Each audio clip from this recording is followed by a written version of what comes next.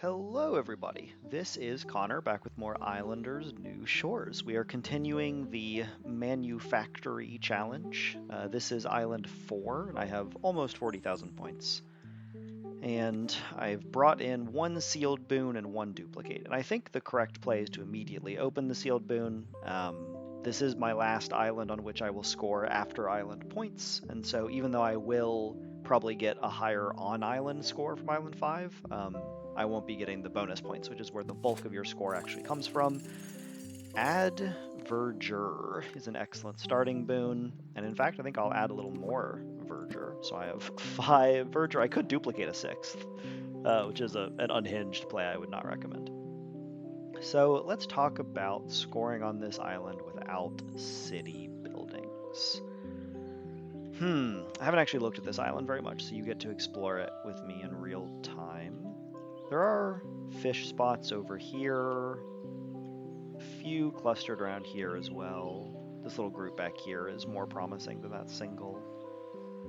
And some of these more complicated, fiddly areas might initially appear interesting as a seaweed farm spot, but how many seaweed fields can you actually fit in like this little crevice? It's a little unfortunate versus having more of an open space to build into.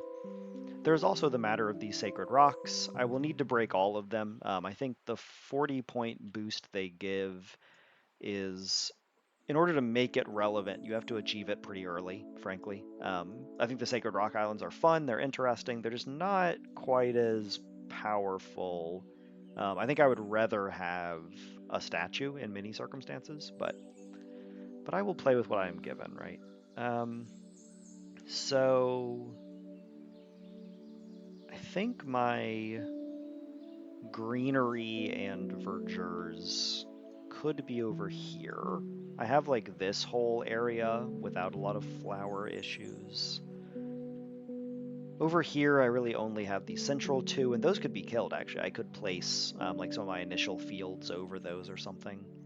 And in that case, I would have a lot of green space here to work with. I will have an uncommonly large number of verdures based on those initial +2.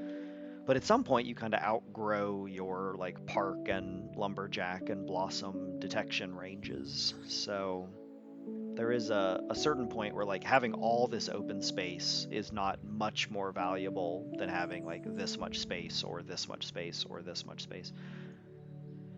Um, hmm. This is a significant decision. I think this spot here being so large and flat and open is really appealing to me. Because I think alternately I would be building like here,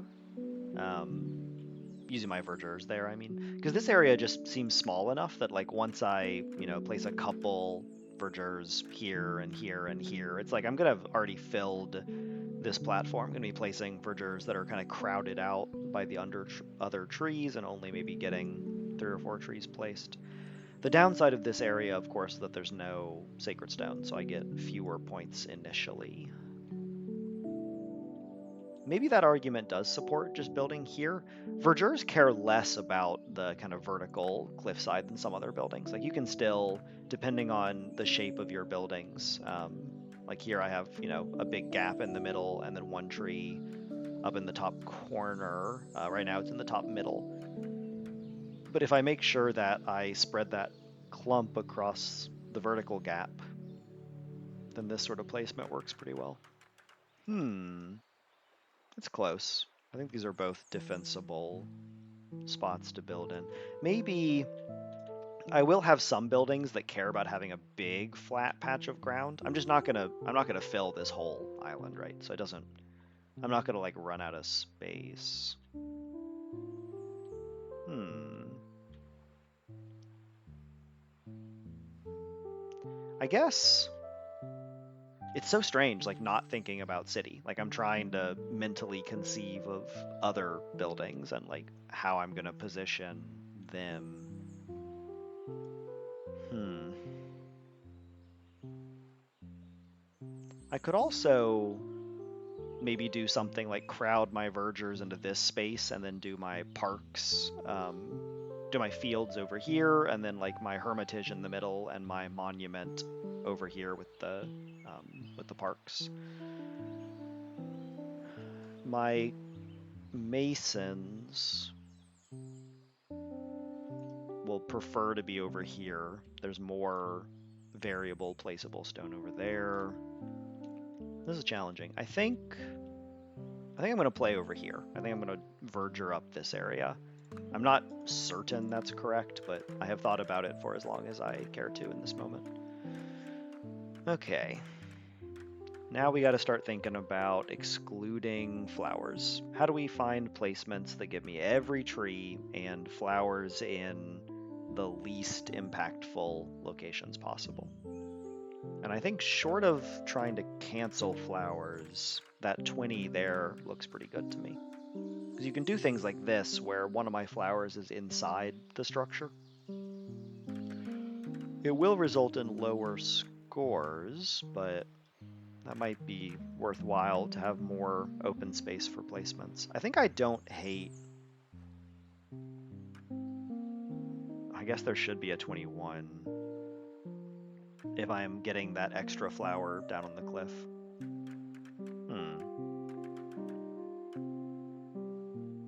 Okay, what if I... Let me remind the shape. Okay, so it's one big cluster, a single freestanding tree. Yeah. Do something like this. And then I would still have this available, and this available, and this available, but I just don't want to strand a flower like in the middle of this portion right here, as I'm doing with these sorts of placements. But if I'm going to kill one of the 3 flowers, and you can see the 4th appearing occasionally whenever it's correctly positioned over stone. Sort of the strange verdure behavior where sometimes they generate a 4th flower or fishing spot or whatever.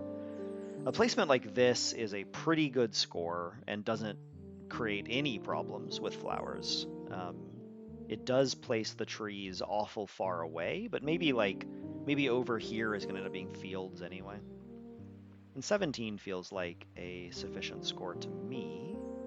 So let me find a placement that places that top flower underneath the rock so it is destroyed. The flower, not the rock.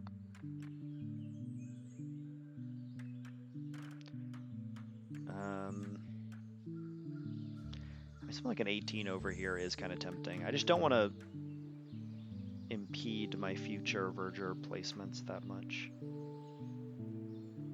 But I also hate to see multiple red trees. Like that's a rough situation. You want to get as many trees as possible. Trees are, I think, the most important thing that verdure can grant you.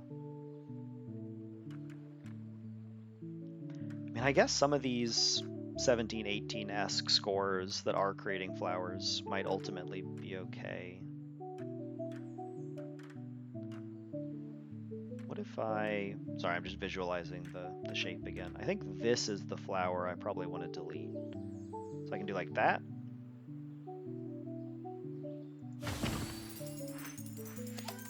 And then, yeah, I still have like very central location there, and then no flowers around here at all.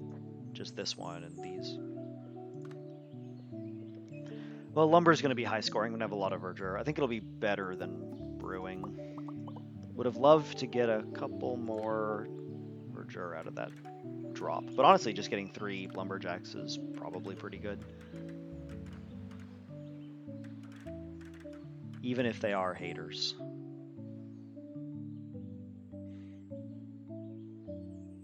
Yeah, and then you end up with placements like this. Obviously, I would not do exactly this, but like once your verdure's this far away, like no park is going to be getting both of those, right? So there is some consideration for grouping them up more tightly. I feel like there should be... 16's okay. I do need to make actual score, so placing 4 points is not unreasonable.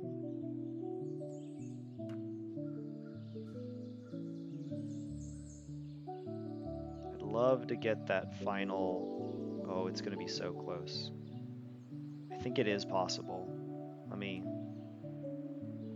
very carefully... Oh, yeah, I saw the 17. Okay, it does exist. I'm just moving my mouse in the smallest increments that I am able.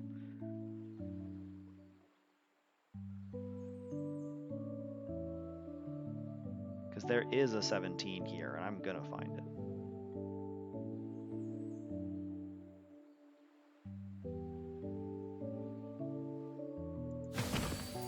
Ta-da!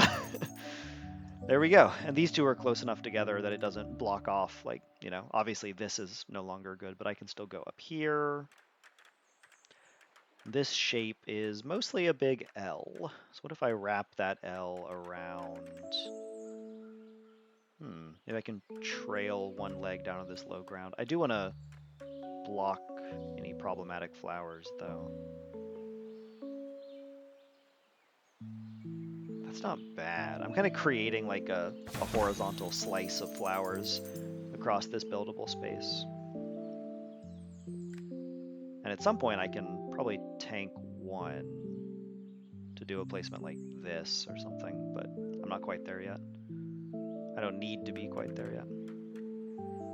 Placements like this are just no good at all. Like it makes 3 trees, which sure that will add up when you look at Lumberjack Score and Mountain Shrine and Nature Interactions and all that, but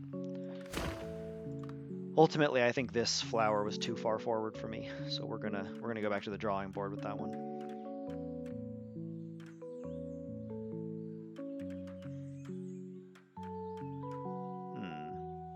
While I find this placement, hope everyone's had a great day. Let's do a hydration and posture check.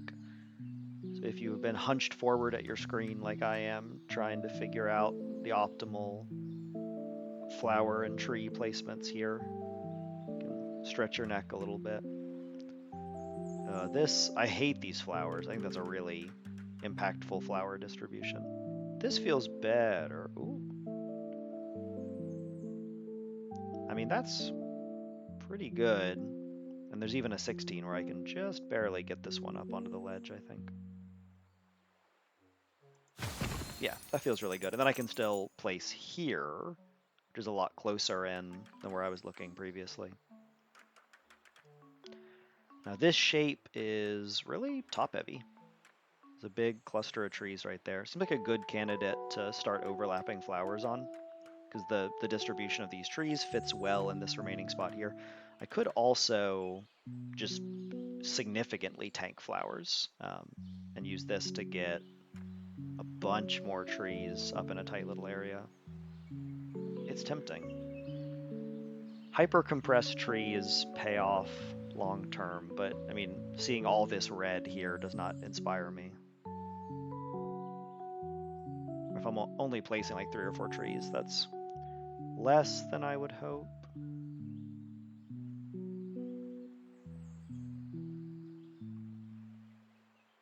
But I need to find a very specific spot to make more of these placeable. As you can see, when I shift it up, I just lose all the trees because they're all blocked by other existent ground clutter.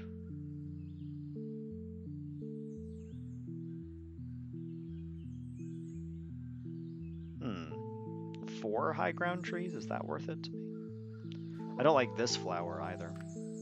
Okay, let's place this one in a simpler location. Not try and overwork it too much. Let's get as close in to these flowers as I can. Maybe even like over here.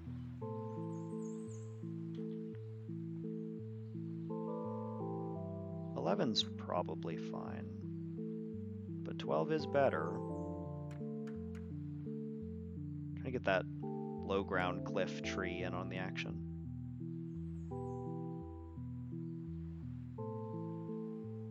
Hmm, 13 with one moderately bad flower. That's a little challenging. But finding a spot where I can delete the flower is also going to be challenging. I mean, honestly, it's probably just this. A 12 does feel pretty effective.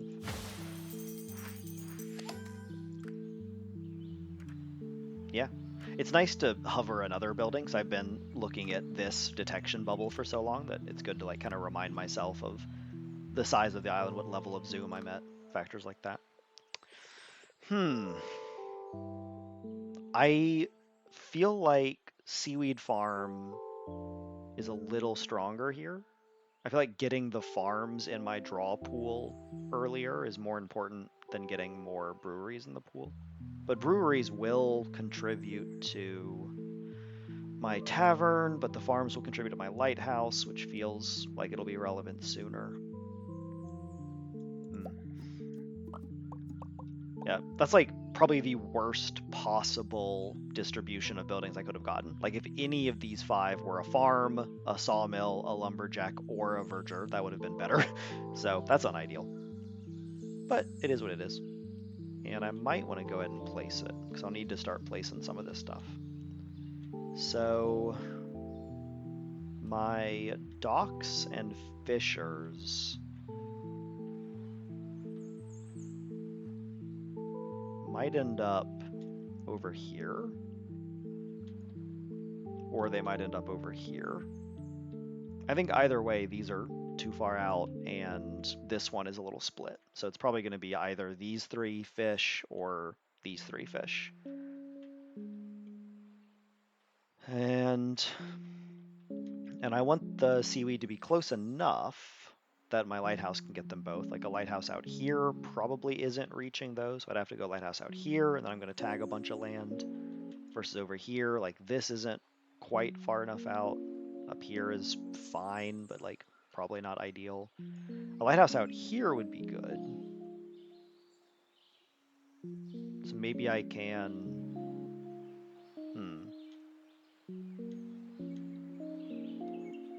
Lighthouse up here has some consideration. I think...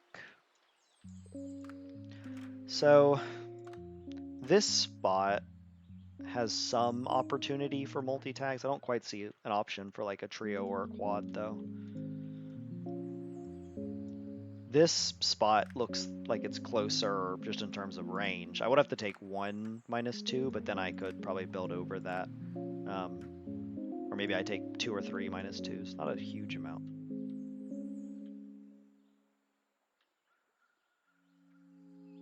There's also... This area is just so messy. Like, if I end up building in here, I can fit a pretty good number of fields. I know I commented on this spot earlier as a negative, but that might be the play. It's a shame that I like that side more than this one, but I think this is not enough space if I get lucky with farms and fields. This feels better to me.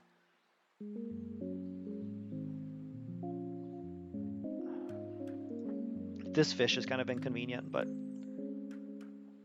I think that's still going to be where I'll choose to play. And then my various dock and harbor buildings can go over here. I can do a lighthouse here, a lighthouse here, a lighthouse here, a lighthouse here. There's a few options depending on how things get distributed. And we are back to the verdure. So this placement, and then just whatever best flowers, most trees I can find. Feels like a safe bet.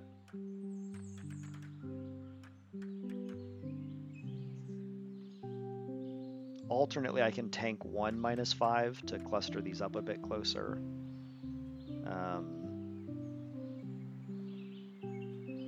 I mean, here still feels mid, because none of this is getting enough. Yeah, not enough foliage being generated. Maybe here, though? That feels pretty good. Yeah, let me find 7 trees, and the flowers being like on top of each other up top is nice, since that does not effectively change the area that I can place overlap. And that's a lot of trees in one spot, so it lets me do things like this, which feels really powerful right now when I need buildings especially. Got to tag maximum trees for the nature interaction points, and for the points.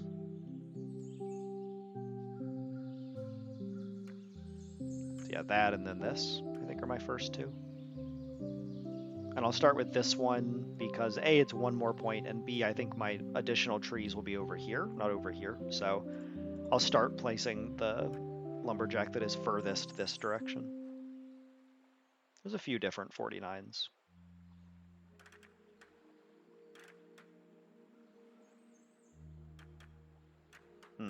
Okay. So these 2 additional lumberjacks are also going to be worth similarly high points.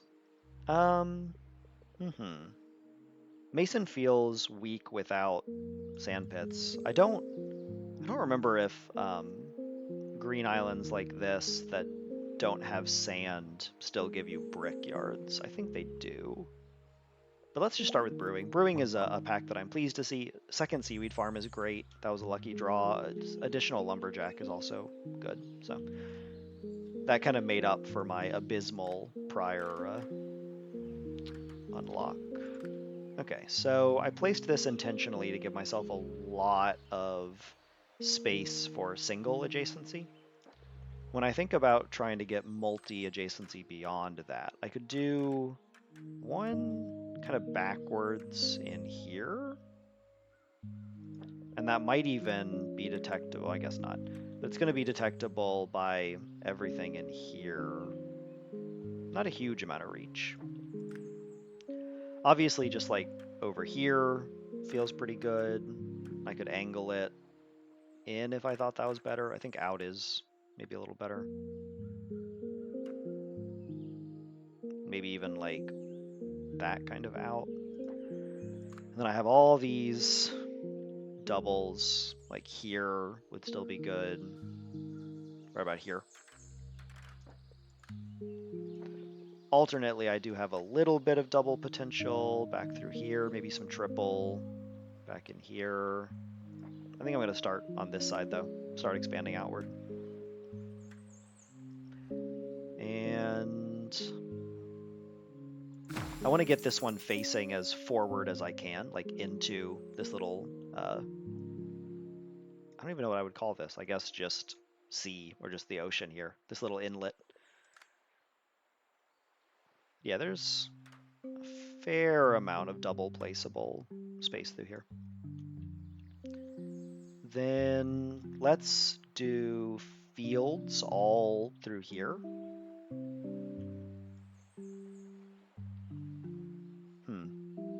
I'm imagining a hermitage. Maybe I try and leave this for hermitage. It's gonna be difficult to fit these in almost anywhere though. Maybe I go this way? Maybe up here is actual fields, and then right here is hops fields, and then hermitage can go here, and monument can go here. Sort of build that direction. That feels reasonable.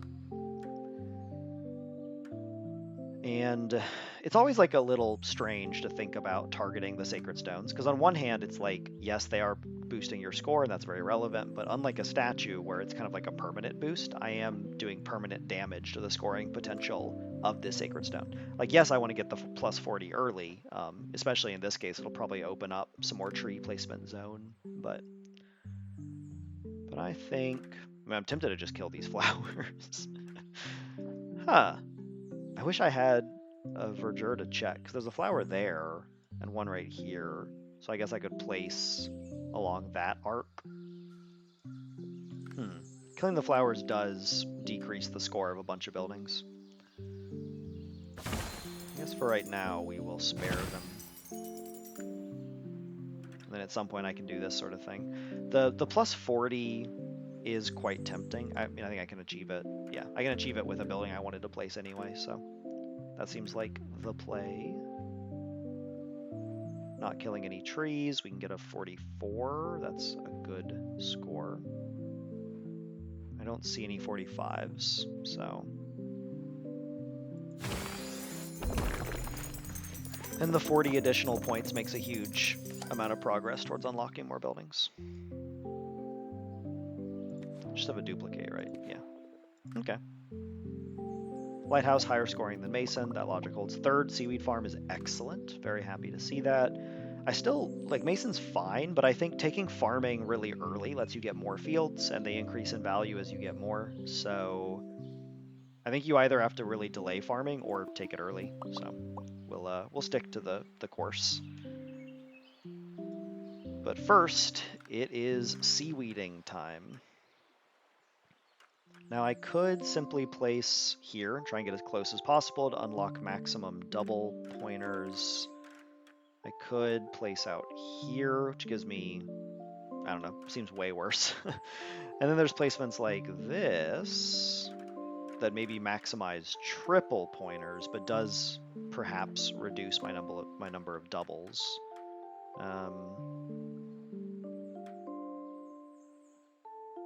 It's kind of rough that I can't get a double here until I'm like this far forward. Okay, let's play for doubles, not triples. Just because I already have 9 fields, that's a lot.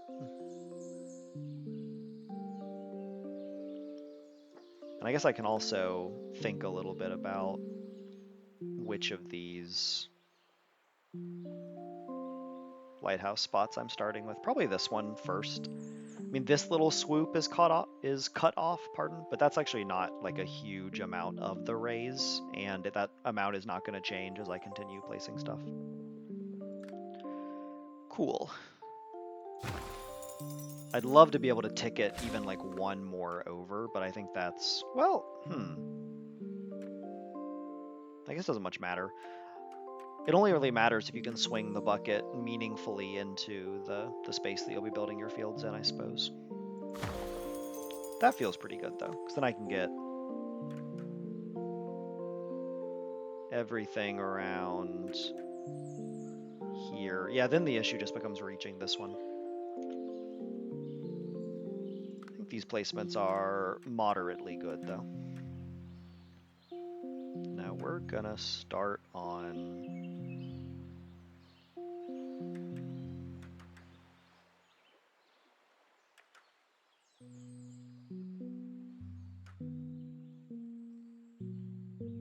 right there,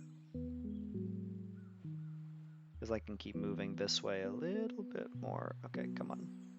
Yeah. Cool. I'm wondering if I want to just place these instead. I think I'll need to do some of my fields to get more buildings though, so I'm just going to leave that. If it is a difference, it's a very minimal one. And now that we've destroyed the sacred stone here, I can just build back this direction, and eventually I'll end up placing like this or something, but I have a bit of time. Try not to kill any trees. Speaking of, I could do more lumberjacks. I think I have one more verdure from the ones added to the pool, so I might wait to get that. I'm gonna wait on the mill until I have masons. Yeah, I think it is another field. Okay. Sorry for flying the camera around that much. Hope no one's getting motion sick. We will accept a 24 that barely tags over there.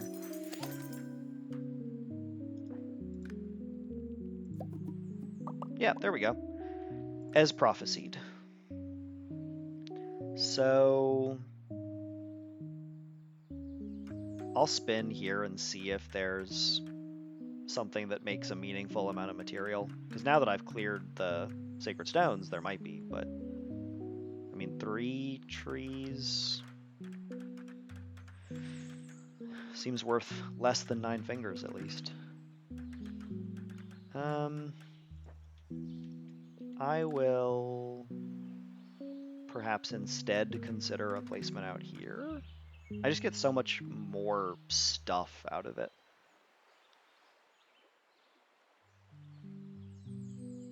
And the -5 is not of much import to me.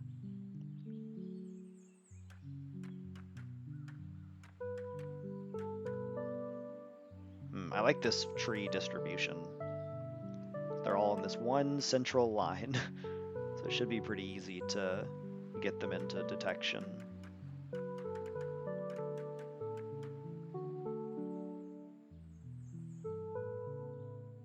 And the score swings so wildly just based on minor shifts. It's interesting.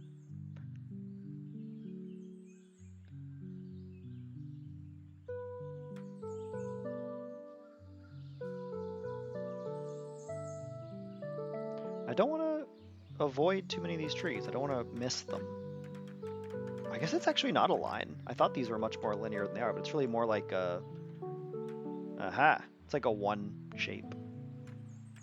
Okay, so I can fit the V like this, maybe?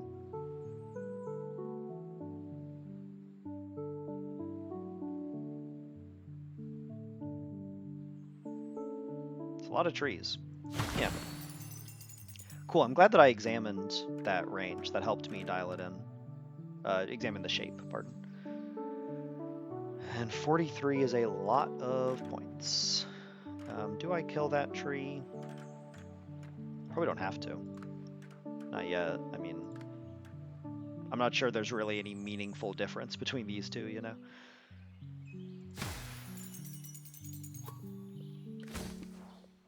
And we have our next boon. Let's take reroll. Wall platform would be fine, but I'm not really worried about space, especially without city. So reroll giving me a higher shot of getting to a level up boon, I think is quite relevant.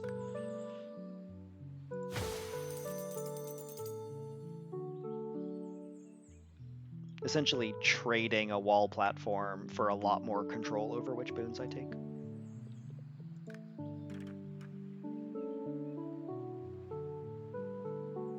And at some point I'll take, yeah, like a 42 over here that detects the stones. And I'll start moving over to actually get that. Like my parks can score over here and whatnot. I'm not too worried about eventually getting that plus 40. Right now I have a lot of velocity in my buildings, I think. Certainly feels that way. Okay, I delayed fountain on my previous islands and it was bad. And maybe this time I take it to prioritize parks and like I rush getting as many parks down as possible. I know I just keep deferring the poor masons, but I was concerned about that. I was wondering with these placements, like, am I going to end up doing like this or something, and then I'm really going to wish that I had held these, but here we are. So taking a placement like this, I would say getting 4 this early is uncommon. Taking a placement like this is interesting. It doesn't allow me to score very many quads, maybe like one small one right here.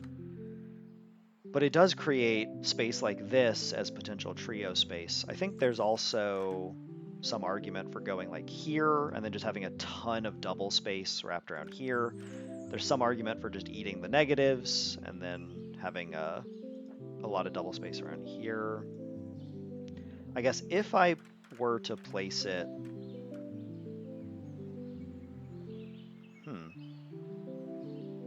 I mean, this is probably just worse than this, right?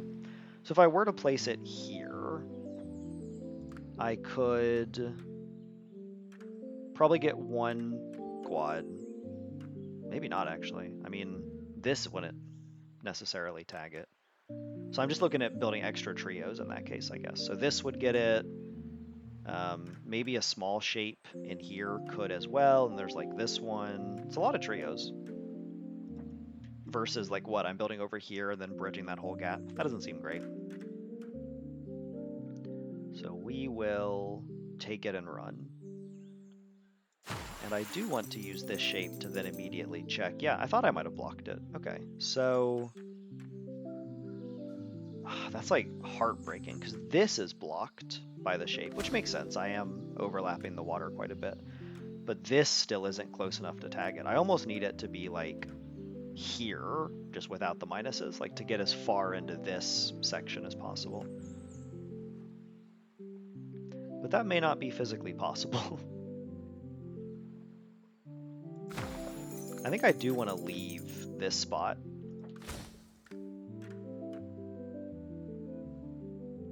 Like, yes, it does slightly reduce how far back I place it, but it does make a triple. Like, that's not a lot of wiggle. I actually can't wiggle it at all on the upper strut, and only a little down, which is kind of unpreventable. And then I still have this sort of placement, which does feel good. And could have sworn this was a triple previously, but doesn't quite reach. I guess this... This cursed placement is. Okay, let's take this one. And then try and find if there is a quad. I guess not. But there are multiple triples. Okay. That's fine. I'm trying to think if I want to leave this fish. Because at this point, it's probably not harming any more of my farms. If I'd known that I was getting 4 farms so early, I might have placed them differently. But, I mean, it is good luck. It's just uncommon.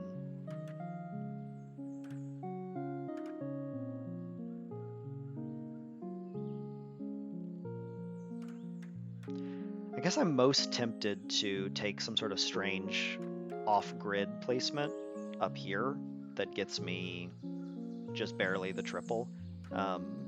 Choosing an off-grid placement to create the potential for 2 of them. Because like right now I can place there and then here. And like, yes, those are moved off-grid, but it's also 2 different triples scores, which is worth more. Worth more than maintaining grid unity, at least. Now I gotta check if I left enough. Yeah, okay, so that's actually like pretty cool to get back in grid here. Or not even to get back in grid, I guess, but just to fit around this space and get another double. But I think there's probably still, yeah, at least 1 more triple in this area to be had. 2, that's not bad. And already 2 mills as well. So... yeah, I mean, like, placements like this just feel kind of pointless. I would rather think about things like a warehouse, which might care more about, like, this placement, even if it's a few fewer points. And it's also fewer nature interaction points, but maybe still worthwhile. Okay. Let's just go back to the lumber. Something like a 35 that kills a flower, 36 that doesn't seem to kill anything. Yeah, I mean, even like my ideal placements in here are like a 40, so a 36 feels pretty close. If I can find it again.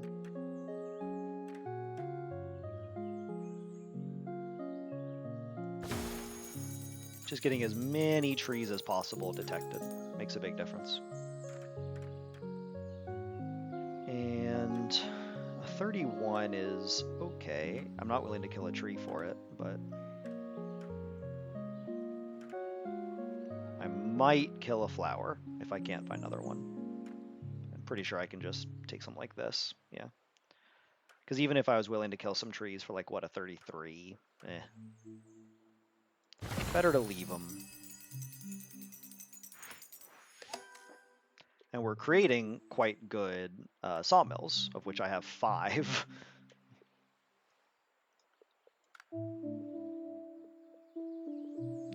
I do think pyres are average higher scoring than mason. Ooh. Okay, I guess I had 1 verdure left in the tank. That's fine, that's fine.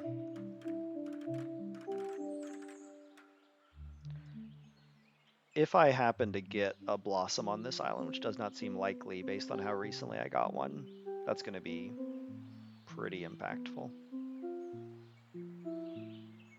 It's almost like you want to get your level up and your blossom both on the 4th island. So maybe taking reroll every time it's offered to better facilitate that would be a good plan. That was kind of a random placement. I wasn't really thinking. I was just talking. Okay, let's think. Okay, they're clustered in 2 groups, primarily this big clump and then a small clump. The big clump has flowers on either end. So getting the big clump...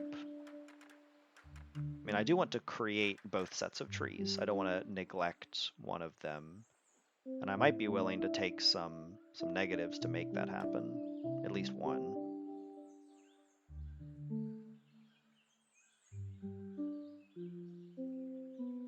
Here I'm missing 2 trees. That's not ideal.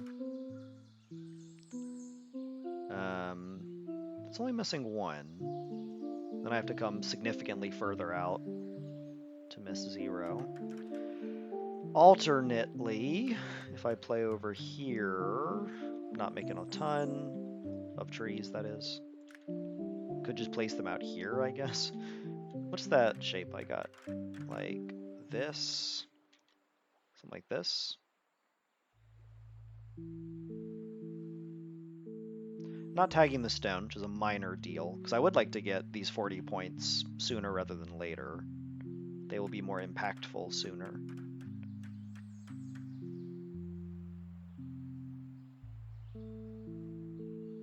I mean, some of these are obviously not these ones that I'm looking at, but it feels like this should be a better placement than it is. It's just not great. Okay. I guess let's tank this 1 -5 and get the big clump. Man, if I could just invert the shape of this verdure, I'd be able to do a lot more with it, but seems like maybe spicy 13 is about as good as it gets. But at least now I've thought about it.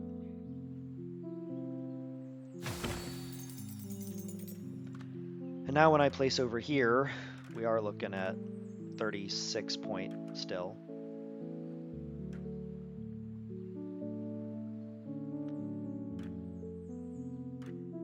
Some pretty good scores, honestly.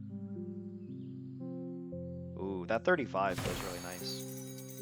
I wonder if that leaves enough space right there. I wonder if I care. Because this is also like a 34, 35, 36. Okay. I think a 35 that doesn't kill a tree is significantly better than a 36, and I'm okay with removing that spot.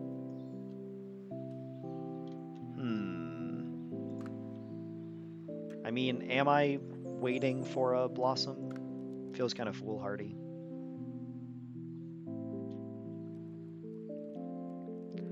So if I place over here, I can then also place over here. Yeah. I mean, those just seem like really good pyres. I actually want to shuffle a little bit further around the corner if I can. Nah, I really can't. I guess we will play on the higher ledge.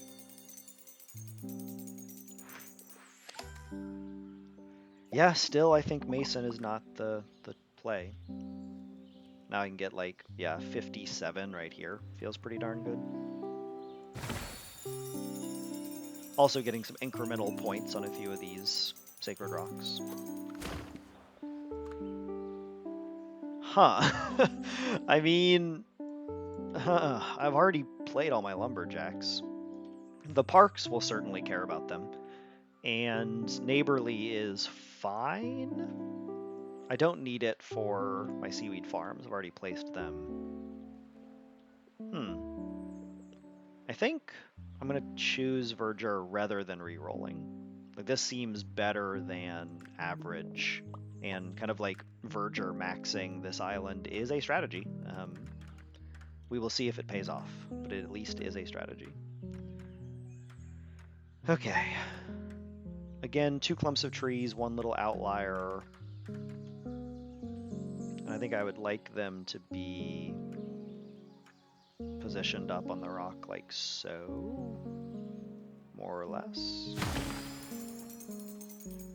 A little bit of like lost value on these lumberjacks, but I, was not imagining that I would get another plus verdure boon, even though the one from the sealed boon did not shift the pool, so I probably could have been tracking and predicting this. My parks are going to love these though. As soon as I get offered parks, it's going to open this island up for me. Do I want to make fish? That's the other consideration, right? Is do I want to place my fishers wherever they're going to go, like along here, and then it's already like 23, fine, but not impressive. And so boosting it by 9 points, and then boosting each dock by 3. No, I think I want trees. Even as tree crowded as this space is, even as little space as I have to find an actual reasonably placeable tree clump, still feels like this will get me more nature interactions total. And between island points are king.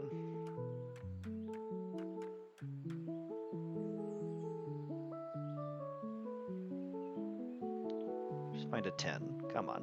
Oh.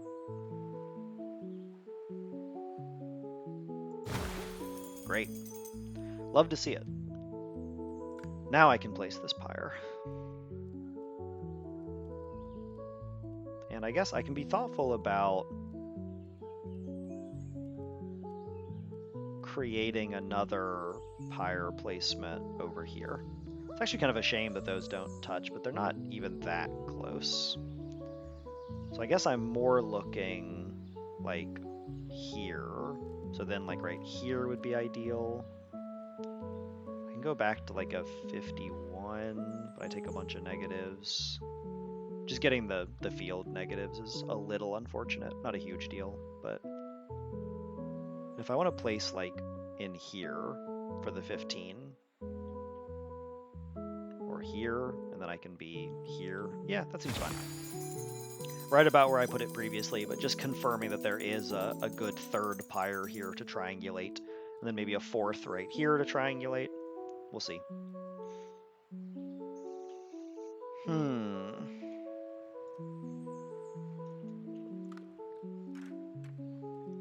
Weird hook shape is going to go in here. Nice. Okay, have to take park, as described. Wow, another verdure. Okay. I'm going to step away for a second, just get a drink. Alright, LaCroix acquired. I apologize preemptively for any minor burping you hear in the background. Where on earth am I going to put you, verdure? It's probably correct to just tank some minus flowers still, because at some point I get to start doing this.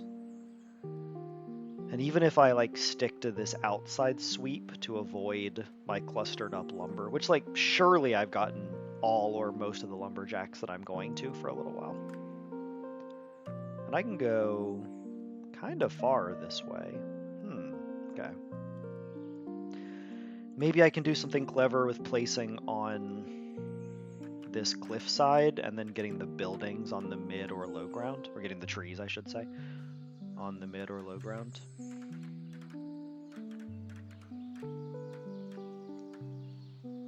I mean, that does make 3 trees, but again, not ideal. Oh, this is like a sneaky spot. I don't think there's enough open ground here, unfortunately, but it is always kind of fun to find these isolated spots in the middle of all your flowers where I'm only tagging 1 flower right now, in spite of everything. Yeah, not quite what I need. Maybe instead we do something like this.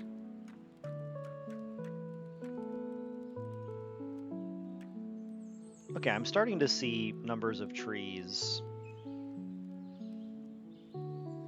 not increasing above 3 or 4. Yeah, I mean, like even this 5 tree with a minus, like, okay, so this is 5 trees, a flower, and a fish spot.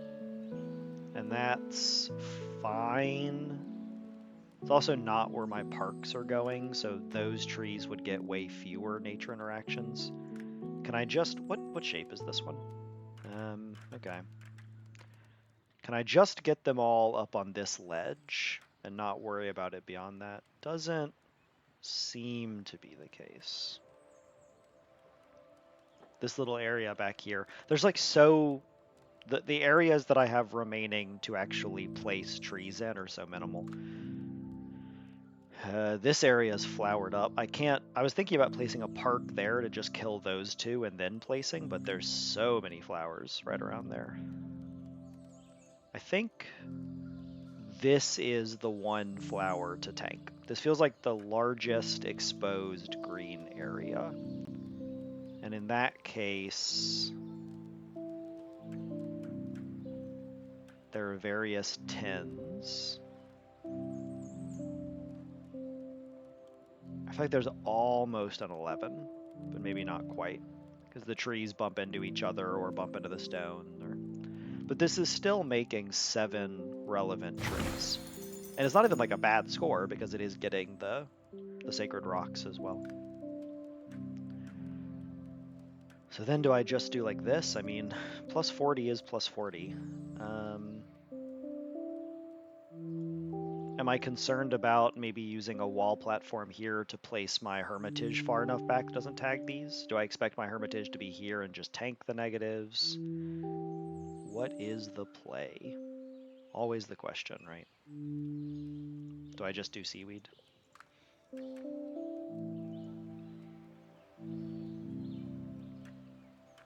Kind of disappointing this doesn't fit. I mean, once the rock is gone, it'll be easy, but... I suppose I can just start filling in this area and racking up the nature interactions.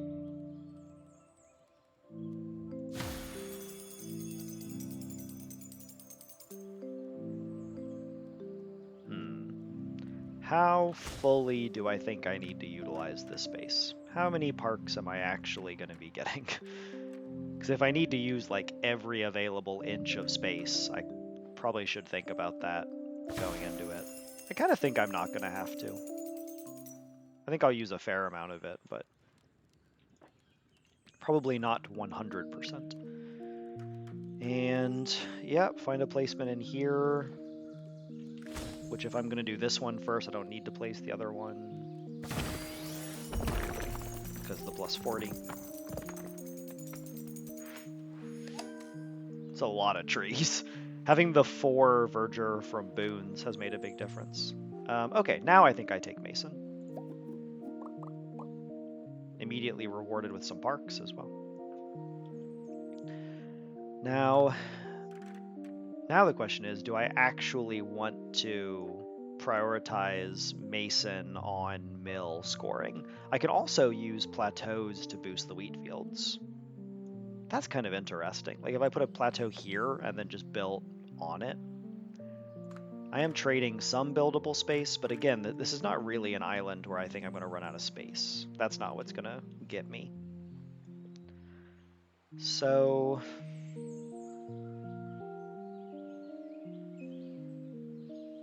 let me get this level just with water stuff, and then I'll have a moment more to think about other decisions. Yeah, lots of doubles all around here.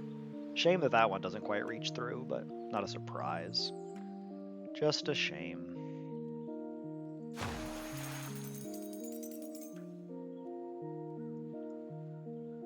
Okay, I think if I'm gonna...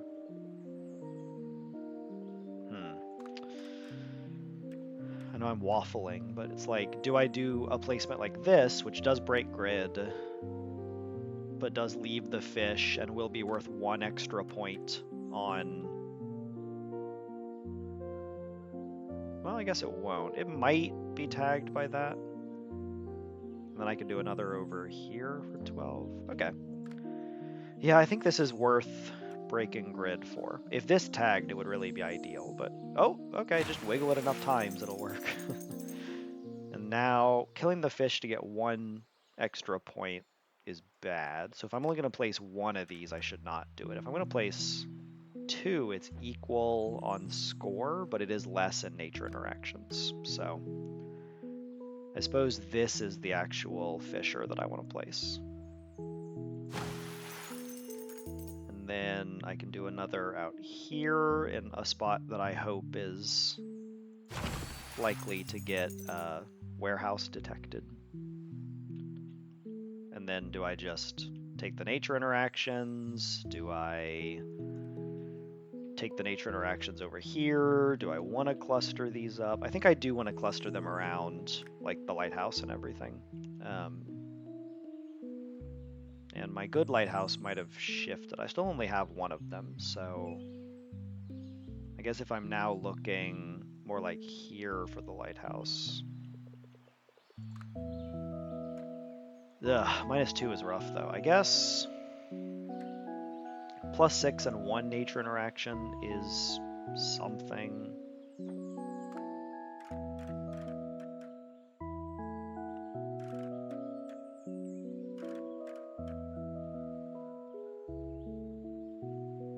Yeah, this one's interesting. Like, hopefully I will end up warehousing that in some way, but if nothing else, there's just not a lot of fisher value on this particular island.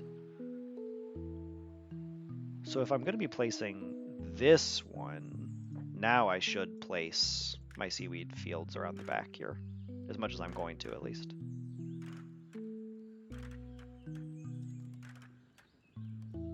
I mean, surely there is some permutation here that fits. That's really funny, actually, because it's definitely going to fit another shape, but I feel like this is just barely too large on, like, every axis. Okay, well, do I have a double here that doesn't kill? Yeah. Okay, cool. And then I can do this. And can't do anything more exciting with it. I'm aware of the triple still, but I think not killing the fish at the moment is correct play. And really wish that was a double, but not quite. Can I do something like this? No, and it's not especially close. Okay, so 20 in lock or 20 out of gridlock, whatever. Feels like a wash to me. But, I mean, Sauna is way higher scoring than Plateau, so that kind of has to be the choice, right? I mean, whew. Do I duplicate this right away while it is on the right side of my buildings? Well, I definitely get another boon right away, because that's free. That's free real estate.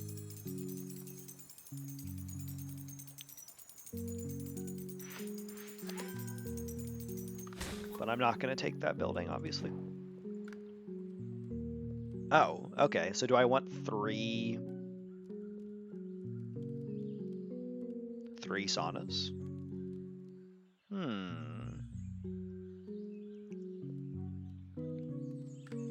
Probably not. I'm not even certain I want 2. I mean, I think Mountain Shrine, Hermitage, there are a few buildings that I expect to score comparably or better. This is a lot of points, and that is, like, relevant. And once I place it, I can't duplicate it anymore, so it's a little bit of a commitment.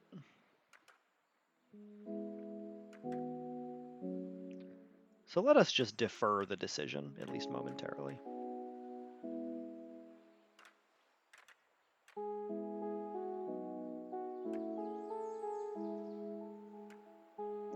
I think I have taken every double or triple score spot that doesn't kill the fish.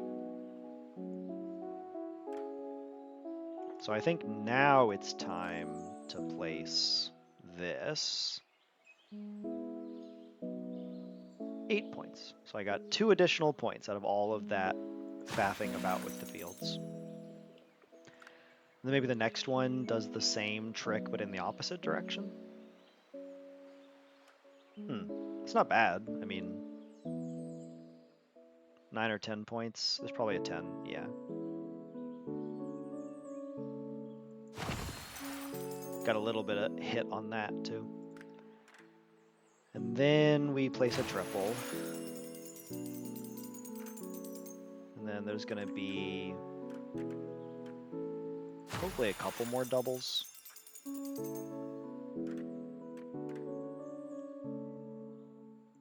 Yeah, I mean at least a double. I stand by the nature interactions play though. Okay, now I think we take plateau. Because the huts are not going to be great scoring either. And they are reasonably common in building selection. Okay. So if I end up placing out here, that's not staying, don't worry, but trying to confirm if I still have buildable room out here. Yeah, okay. So that's probably where my plateau is going, because that'll be really good with my wheat fields. So in service to that goal,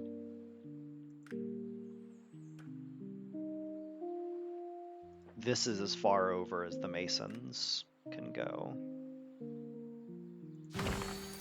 Do I want to spread them out? I mean, I guess I'm grouping them up for the temple, if anything. Do I care about the temple? I don't not care. Do I just put them like here, and then I place an actual temple on the plateau, or next to it, or in the spot that the sacred rock currently is?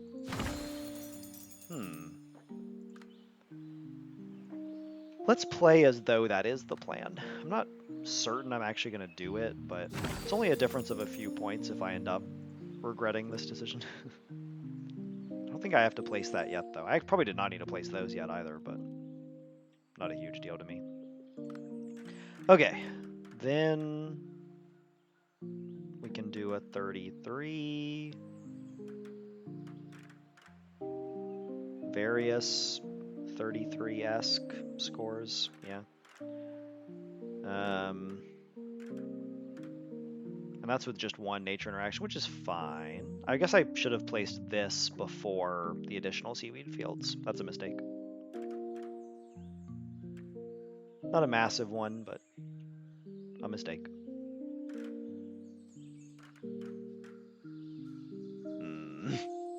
It's so close to being a double.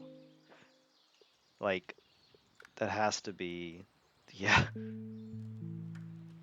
It is funny how often... Like, I was placing this with some care, so these got as close as possible in detection, and then it ends up with this having just that, like, millimeter of gap anyway. Oh, there we go. Okay. I thought there was probably some way to wiggle it. Now we take a 33.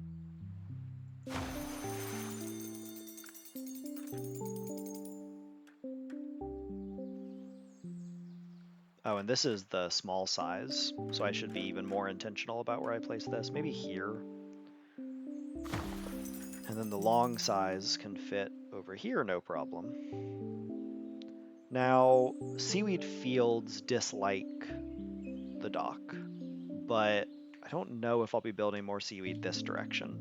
Because it might be time to either go over here or over here actually seems likelier, like maybe get 2 more farms and then start building some triples this way, and in that case this double was probably a mistake, but you gotta place buildings.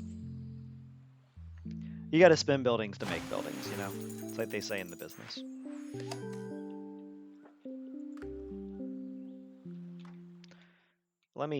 Incorrect. Let me see if I can place this a little further over so I can get 2 docks that touch both fissures. Oh, I can definitely angle it more. That actually seems wiser, because yeah, then I can... Well, maybe not. I'm trying to see if there's a configuration of this that seems like it's going to work, but...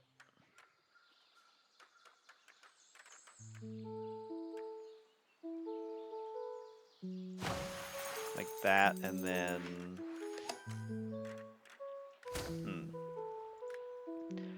They're like just too far apart.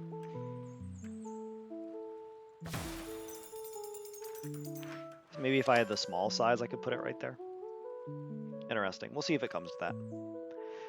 Neither of these are great, but I think tower is my choice, mostly because of its scarcity, because I won't have to deal with as many of them. And since it's not great, I don't want to be dealing with a lot of them. An 11, which is good nature interactions. Very present on my mind today, you can probably tell. Various 20s. I don't want to drift too far away from my lighthouse spots, though. So I think I'll take this 19, stranding this tiny boat out here inside the farm, the Inhumanity. And now we're looking at some really nice... Ooh, yeah, actually, these won't even contact each other, so... Got some good lighthouses out here. And I do need to place 2 of them total. Maybe I do parks next, though. I've only placed 1 park out here. I totally should have done fountain. I know that I placed the park for score, and that does matter, but the fountain should have gone down first. And actually, maybe multiple. I'm going to surge on ahead with that decision as if it is correct. It feels really intuitively correct to me to just place a bunch of these around here. They're not going to get... This is the correct order to place them. You get +4 versus +3. And I don't think they're going to be better anywhere else. I mean, yeah, even like 1 for the guild hall feels like a real shot in the dark. So I think these are just, they're for the parks, you know. And does that not kill a tree? Oh, it does, okay. Do I kill 1 tree to get a good 4th fountain? I'm gonna do it. I'm not certain that's correct, but again, gotta place buildings. Okay, so 2 duplicates. I'm just gonna make 3 mountain shrines or something. Is that the plan?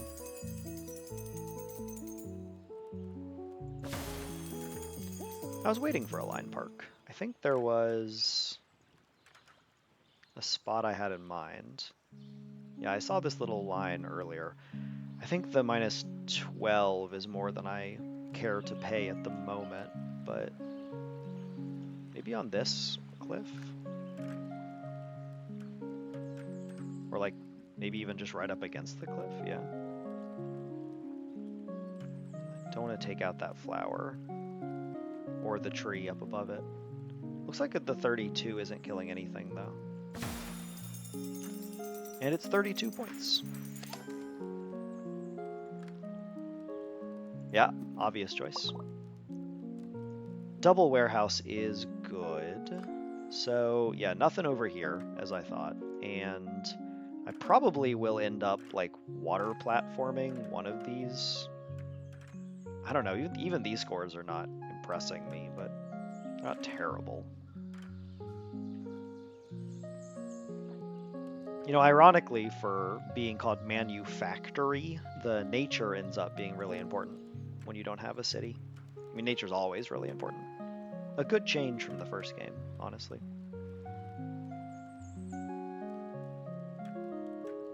Nah. Just gotta find some good wiggle spots that don't kill stuff. That's the current strategy.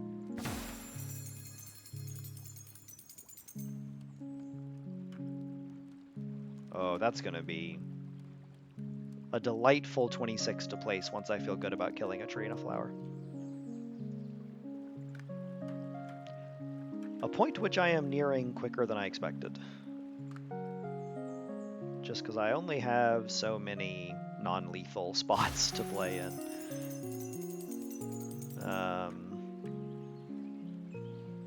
Like a 27 that kills 1 tree starts to look more tempting. But not yet. I still need the trees for many reasons. Gotta keep the blossom dream alive, you know? That's a good 16, yeah.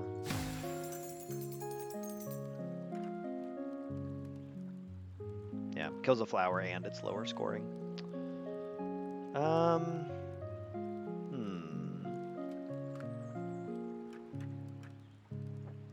Yeah, I thought so. Saw a little clearing.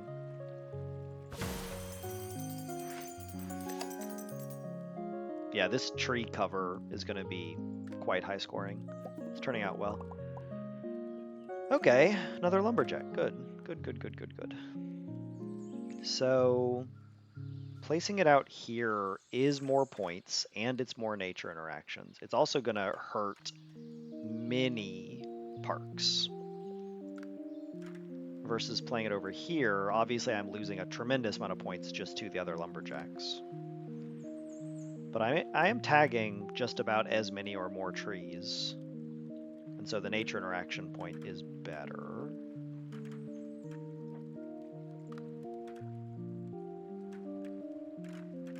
I mean, yeah, I'm tempted to just play it right here. It's a spot that's not going to fit much else. Or maybe I kill the flower to get a 24 instead. Because effectively that means that I'm tagging 2 extra trees, which is 2 points now, 4 points at the end of the island. So is that flower going to provide 6 points? It might. I haven't played my shamans yet.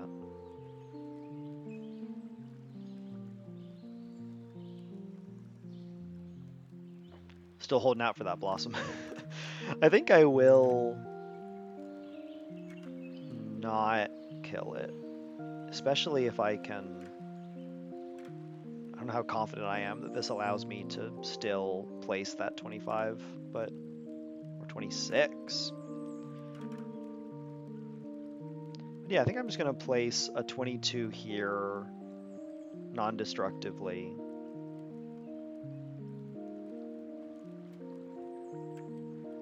As best I can.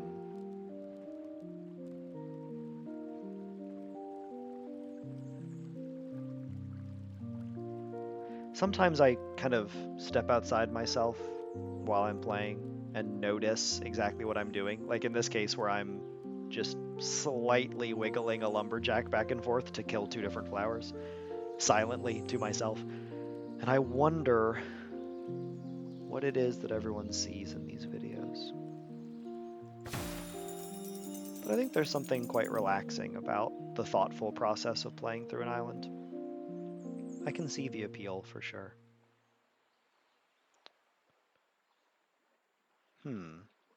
Oh, I am curious. If you get this far in the video, I have a question for you. Do you watch my videos sped up, or do you watch them at 1x speed? I'm curious, because I'm unfortunately one of those people who watches basically all video content sped up.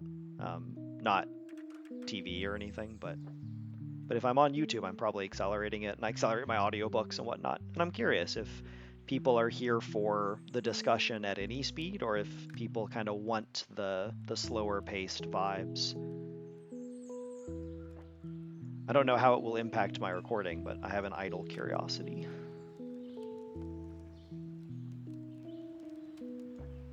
Yeah, I think a 70-point pyre that doesn't kill any trees sounds pretty good to me. Island complete. And level up. There we go. That's really awesome to see. Okay. So I can do a point inversion. I'm probably going to want to wait for Guildhall to do that, because I'm almost certainly getting Guildhall. This is going really well. But that level up's going to be valuable.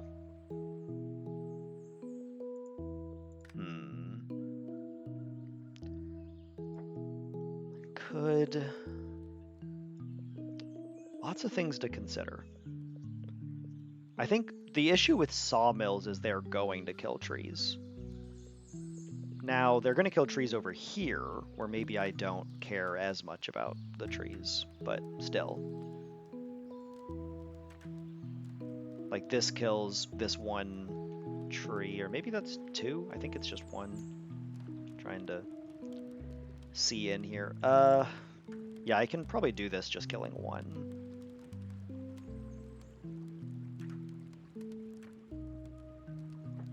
Oh no, that is 2. Okay, well maybe there's a spot, but how many parks are actually going to reach that spot? I mean, this one still is just barely there. Like, this doesn't, and nothing down here is. Now, the Mountain Shrine would, and the Hermitage would, so those matter. I guess It's always the debate, right? Do I wait for more water buildings or more green buildings? And I think I have a line park on deck, so let me just find an easy line that I can feel good about, and then we can play on from there. 19 takes up a little bit more space than I would like. Might be a spot along this cliff wall. Yeah, I mean, a 31 that kills nothing. It's exactly the kind of placement I'm looking for right now.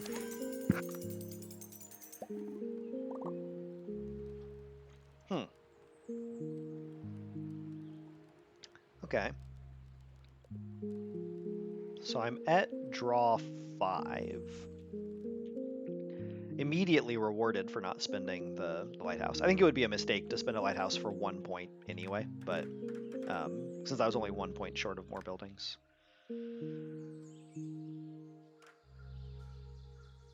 Okay, so if I go far enough out that I may not be able to reach it with the lighthouse, I can get like 43 versus 39, but it will definitely be tagged by both lighthouses. That seems clearly superior.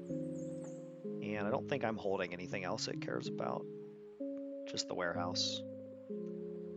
I need to make myself a chart of which direction the warehouse wants each building. Since some buildings are better played before it and some are better played after.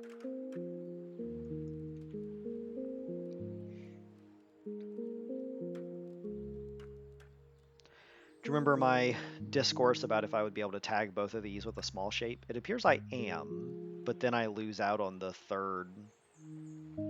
Yeah, the third fissure here. And I think this inner fissure was placed second, so maybe this location would not originally have tagged 2. Kind of interesting. I will take a 30 that has 2 nature interactions, though. That feels pretty good. And I guess it is worth 1 or 2 points on the lighthouse to place it closer. Going from, I don't know. 92 seems really good, actually. Cool. So that was 2 buildings on the fortune teller. Then a park can pretty easily wrap this up. Or I could go ahead into the lighthouses. I feel like I definitely played the lighthouses before the fortune teller, but maybe that's also true for parks. Maybe it's not true now that I have a square park. Because like 16 does not match the fortune teller math. And if it's not, sorry, if you're new or don't follow what I'm talking about, the fortune teller needs to, it gets plus 3 points for every building that I'm holding in my building bar. So if I am spending more buildings than I am earning, I am losing value on the fortune teller. And so in this case, because I'm currently drawing 5 buildings, I need to play fewer than 5 buildings to get the 110 points. So kind of roughly speaking, I need 22 points per building, right? 1/5 of 110. There's a little bit of nuance beyond that, but I mean, that's, you can understand the strategy with that level of insight.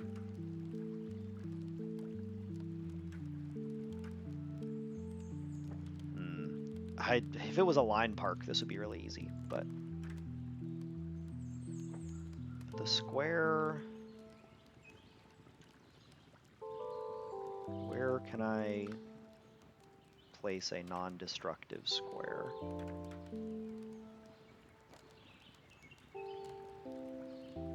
This almost looks like a spot. I guess it's not, but it has to be close. If I could wiggle a little further this way, I could make it work, but there is a park here that I am contacting as I try and slide along. Oh, I think that's it. Yeah, okay, cool. So there's a 31 right here. That is placeable and passes the fortune teller math.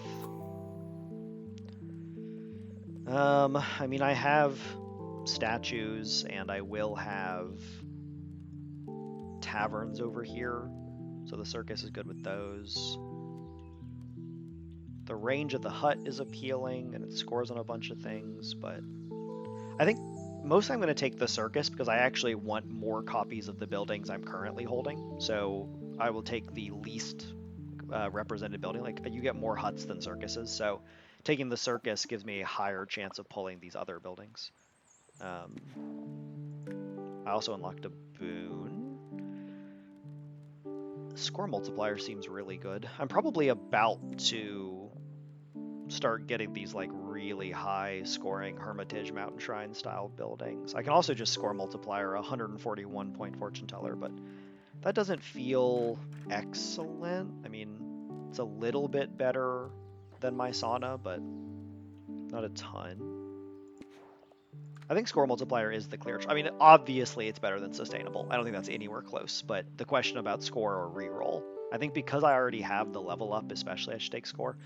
I think the only real reason to reroll is if you're shooting for Blossom, because I think getting Blossom here would be very valuable, but I'm actually not very many points away from this boon. Getting continuing score loops is way easier than making your first progress around.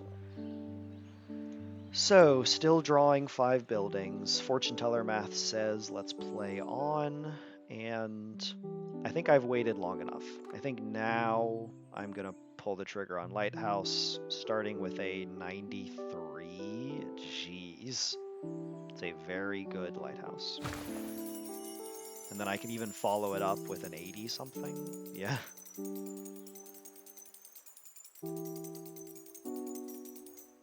I mean, 88, geez. Very, very good. This whole area worked out well. I think there was some mistake made here. I think these could have been played in a different order, fields and farms included, but overall, I think my play was pretty good here.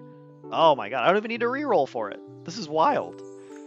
I guess maybe I can save my rerolls for future islands, but that is such a clutch Blossom. Wow. I think Terrace is good. If I get offered 2 bad options, I'm tempted to reroll it, but rerolling the buildings is just much lower impact than other rerolls.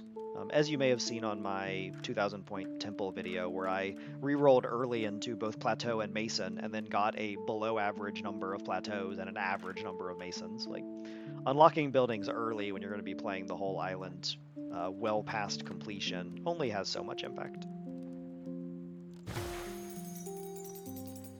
That was kind of sloppy quick play, actually. I don't need to place that yet. I'm still doing fortune teller math. So like getting 15 points from this, even though it is a linearly simple building to place, I'm not holding it for anything else. It is not good to lose that +3 on the fortune teller. I'm glad I caught that. So, ongoing fortune teller value, we could just sauna, and the sauna doesn't care if they're blooming or not. We could also just blossom. That'll unlock more buildings. Using this blossom trick that I discussed last time, where you can place a blossom and then cancel it and you unlock new buildings. It does deduct the points. You don't get free points, but you do get free buildings. And the only time you don't want to do it is if the points you gain from the blossom in order to unlock new buildings are going to reduce your building draw. So if you're still at 6, or if you're at 1, or if you are, like this, far enough away from the point that it won't get you full completion, then it is a good strategy to use. And currently, I have kind of filled this area in a uneven manner that makes it difficult to place large buildings, but presumably I'll get a wall platform solution to that or something. Currently, I think the Guild Hall is the clear choice for point inversion. I'm trying to imagine a scenario, given all the industry buildings, where that's not the case, but Guild Hall is excellent for point inversion, and again, if you're new here, point inversion means placing a huge negative building. So for example, if I could place this and it was a -200, right, or a -198, or yeah, like if I had a wall platform here, so I can get a -200, we'll say, I can then use the level up boon to gain 200 extra points and then undo the building. So I get back the building, I get back the boon, I do not lose the points that level up gained me. So very powerful technique. especially on normal islands, but it also works on Manufactory islands. I think I'm almost to the fortune teller point, actually. Like, I think I can sauna, and then Blossom does allow me to do the point inversion trick even more power. Well, I guess you can't undo Blossom if you undo the building. Yeah, so I have to stick to one of them. So I'm almost tempted to just go ahead and Blossom now. I'm not getting more trees, surely. And even if I get more verdures, I'm not going to be able to fit the trees in this space. So, yeah, 122. I saw briefly. The only thing I'm really losing by doing this is the ability to earn buildings early in the future. So maybe I hold off on it just briefly, just until I'm ready to fortune teller.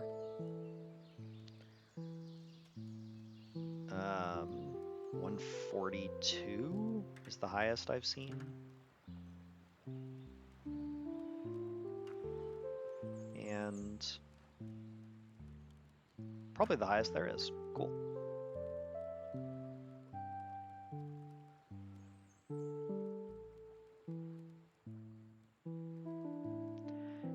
Yeah, I can see a few trees that are like just outside of detection, but I don't really think that's fixable. And then I probably will be able to use Blossom to get new buildings rather than even placing something. I can probably safely dock. I think its score is high enough and everything, but let's just go ahead and do this the easy way. Both unideal. I guess the rarity argument still holds in my mind, so taking the rarer building, because the huts are still not going to be high scoring.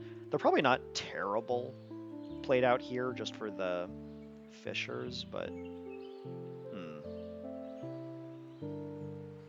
only drawing 4 buildings. Let's take the market. Okay. Now we're almost to the point where I just fortune teller, but not quite.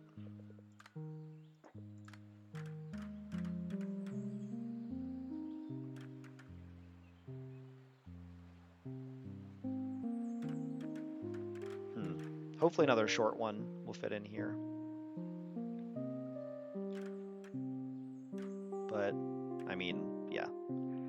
Docks are fun.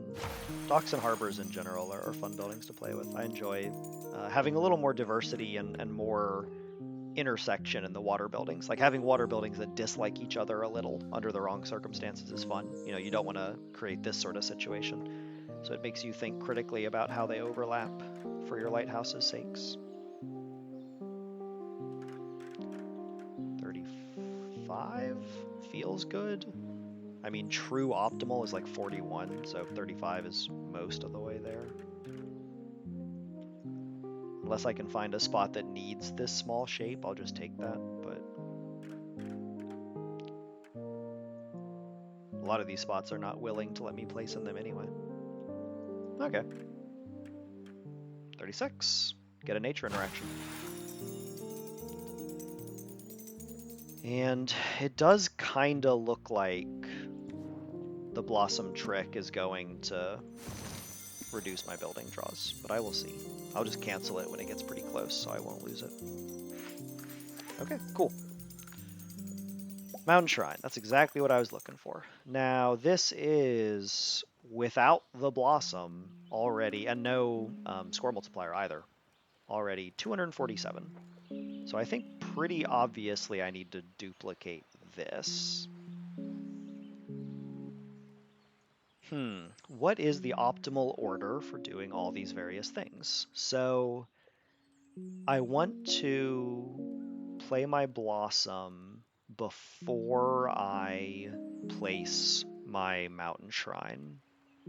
And I need to... I'm trying to consider when to point invert, when to fortune teller, and when to Blossom Mountain Shrine. because I need to duplicate the mountain shrine. So like I need to place the fountain, which is a little bit worse on the fortune teller because it will not score well. Even like an optimal one here is below my threshold. But so I'm not ready to point invert yet, but I feel like I'm getting close on fortune teller. I don't think I have a lot more laps in me unless I just get an enormous pile of points by mountain shrining now, and then that'll get me mini laps.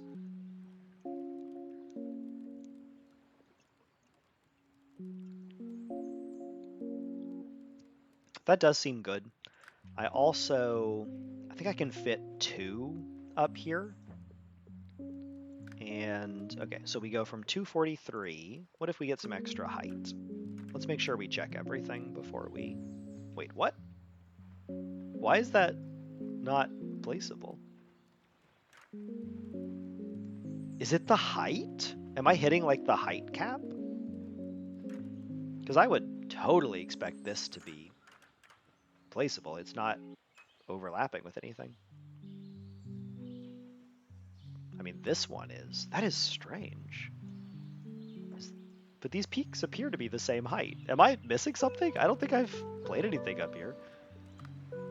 That is so strange. I might ask the developers about that, actually. I'm not totally sure.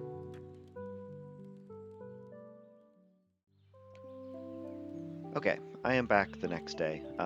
I asked about this strange terrorist behavior in the Discord, so maybe I'll receive an answer today, but I decided to go ahead and keep playing. I also don't think that terrorist would actually affect my gameplay very much, because all that it would really give me is a slightly longer reach on the mountain shrine, and you can see that I'm really only missing like this amount of material over here, and then maybe a little bit out here. But by and large, I think my detection is already including most of the stuff that I would want it to. And I can go ahead and place the terrace somewhere like here to fit a 3rd mountain shrine in the future. So it is early morning, by the way, so I apologize if you can hear my waking up congestion in my voice, but wanted to go ahead and get back into this. I'm excited with how this island's going. It's going extremely well, I would say. And I think, firstly, I realized that I can duplicate these shrines without wasting the fountain placement. And I'm going to do that by smuggling my duplicates. What I mean by that is I can place this, so my fountain is queued in my undo, and then I can go into boons, and I can duplicate the mountain shrine. And I think I do just want 3 of them, having considered it. And then I can undo the fountain. So my fountain has not been placed, which I may not want to place it yet for fortune teller value. So I've gotten to hold on to that, but I was also able to duplicate the shrine. And that only works if there's only one building blocking the building you're trying to access, but it is a cute little trick. Now that I've done that, I think it is actually time to permanently blossom. I think the advantage of getting building unlocks early is becoming less relevant over time as my draw limit decreases, and I think I'm about to make an enormous amount of points. So I'm probably going to get down to 1 draw anyway. So I believe there's a 122. And I don't really think I need to make any consideration for lower placements for any reason, like thinking about if tree location matters too much. I think there's a little, okay, so there's a little bit of an argument for this, and it comes from parks. So parks score 2 points from a blooming tree, 1 point from a tree. So in a sense, all these parks were placed in error. You know, we can really get down to the brass tacks about how many expected value points was I losing by holding my mill and fields, by the way, versus the expected value of the chance of getting a blossom boon. You know, you can weigh all those things, but we're here now. But when it comes to park value, that's what I'm considering for where I want to blossom my trees now. And as you look around, you'll see that a lot of this area is still placeable, but also a lot of it is full, right? I already have parks blocking a bunch of these spots. So to a degree, these trees may be more accessible to me, these running through here. So there's a certain degree of logic of blooming these instead, of getting them to blossom. So if I could find like a 120 that hit a bunch of these, I would certainly consider it. I'm not sure if it's actually worth losing very many points over. Like maybe this 124, wherever it was, is like a little bit worse than the 122 that's in this area, that sort of thing. Like maybe just a slight trending to the right here. But also these trees back here are going to get fielded all along here, and like once I get green wall platforms, they're all going out here to stay away from the lumber. I guess one might go over the lumber, but... So I'm sure there is a little bit of variance here, and like there is a better choice. One of the lovely things about Islanders is that even these kind of minuscule decisions do have a cascading impact. But I think I've never seen better than a 124 for this, and I think like a 122 more over here appeals to me. I think this is the best combination of score and relevant trees blossomed. Well, how many parks do I have actually? I'm 7, not a ton. I'm getting 4 building draws. I'm kind of sort of convincing myself with that argument I was just making about the parks along this ridge. I mean, what else do I even need wall platforms for? Like one out here for a warehouse, probably. Yeah, I actually kind of convinced myself. I think I've changed my mind. So I'm going to try and blossom all these trees along the outer edge, which are likelier to be tagged by future wall platform parks. I can feel the caffeine entering my system, so my play should accelerate a little bit over the next few minutes.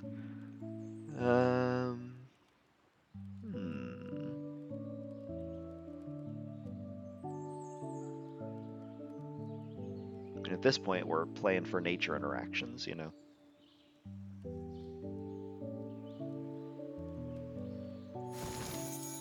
That feels powerful. So this, blossoming these trees doubles their value to the mountain shrine. They go from 2 points to 4. So now we're looking at a 367 unmodified. But of course that won't be the next thing we're placing, because we also have some truly absurd shamans in here, I'm sure. And this moment is actually... Oh, we're just about to lose building draw. This moment is actually like kind of cool and illustrative, and then I promise I'll speed up play a little, but I think this moment is kind of a microcosm of the general logic of how to be good at Islanders, right? So when we run through our buildings, like why am I deciding to do these placements in this moment? Well, if I place the sawmills, they'll get good scores, but they'll kill trees. And if I kill trees, I'm decreasing the score of my mountain shrine. Why am I not placing breweries? Well, I want to place my hops fields first because they score +4 on the brewery, and the brewery scores +5 on the field. Having the field down first is a little bit superior, and my hops fields are a low enough score that placing them does not progress the score of my fortune teller. Similarly, I want to wait on my mills until I've placed my masons, because the masons don't care about mills, and the mills get +2 per mason. But I don't want to place my masons because their score is low for the fortune teller.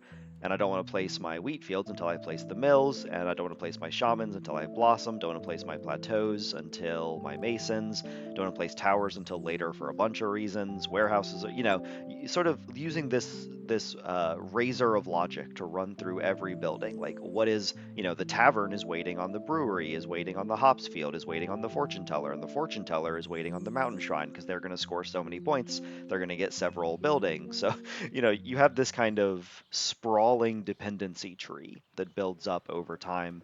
And that's why you might see situations where whenever the bar is really full like this, those of us who are like trying to be really intentional and direct with our play usually slow down in our play, because it's difficult, I think, to hold all of this in mind at once and think, you know, is it worth it to play a 30-ish point dock now?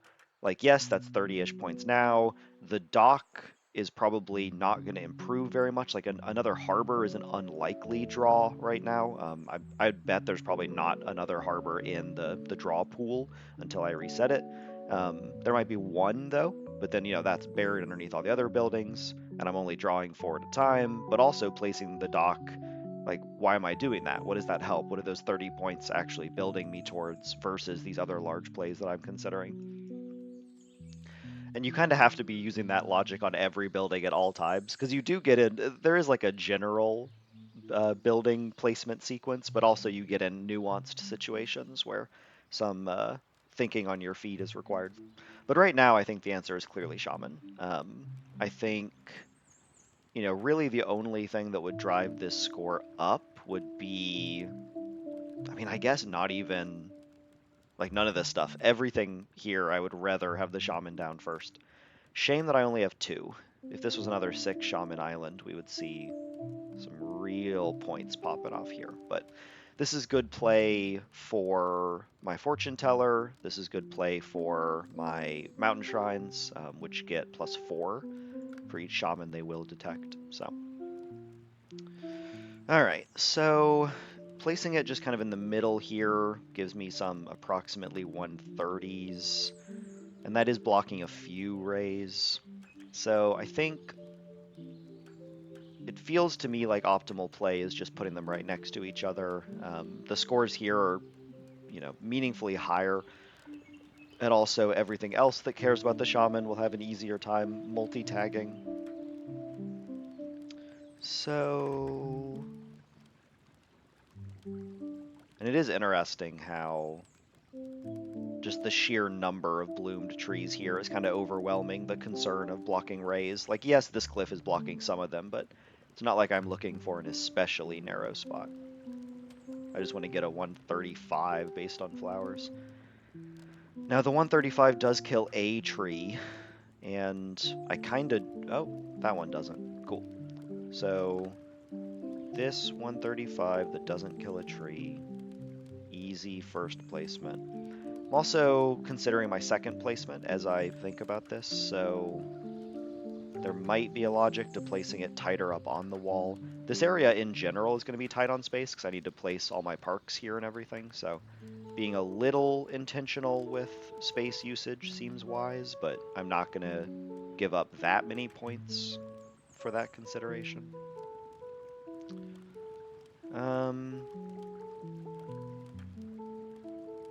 I think 4 points in order to have another good spot right here feels fine, but maybe I don't even need to, because I had more flexibility in that second placement than I was expecting.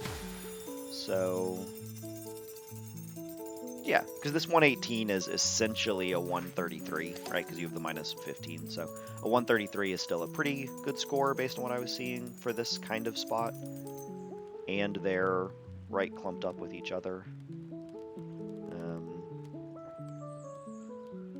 Yeah, I'm going to leave that placement. And now we're down to 3 draws as we pick up our Hermitage.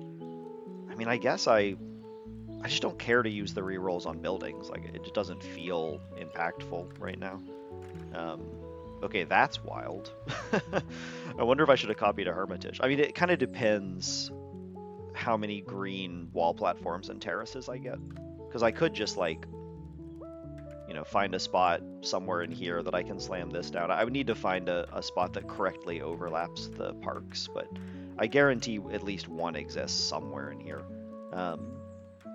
And I could just place this and then plop a couple Hermitages on top. Obviously, it's too late now, but the fact that they're comparable is pretty cool. Does seem like the shrines are better, and at least originally, I don't know if this is still the case, but back in pre-release, it was possible to place 2 mountain shrines quickly, and the second one would not detect the first. I don't know if there have been some revisions to detection. I think there were some limits on what the devs allowed the game to do initially, because they were kind of expecting players to not be quite as good as we are.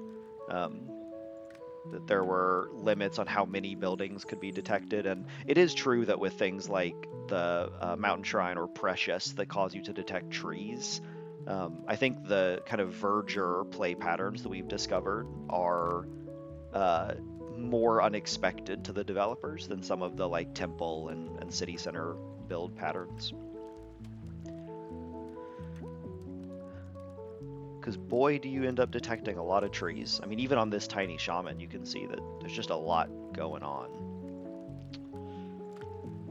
Yeah, I think it has to be in here. I've looked around for other scores, and a 118 that doesn't kill trees. This is still good play for the fortune teller. And the fortune teller might actually be placed over here. You know, the +4s kind of matter. I'm not going to kill a lot of trees to do it, but... yeah.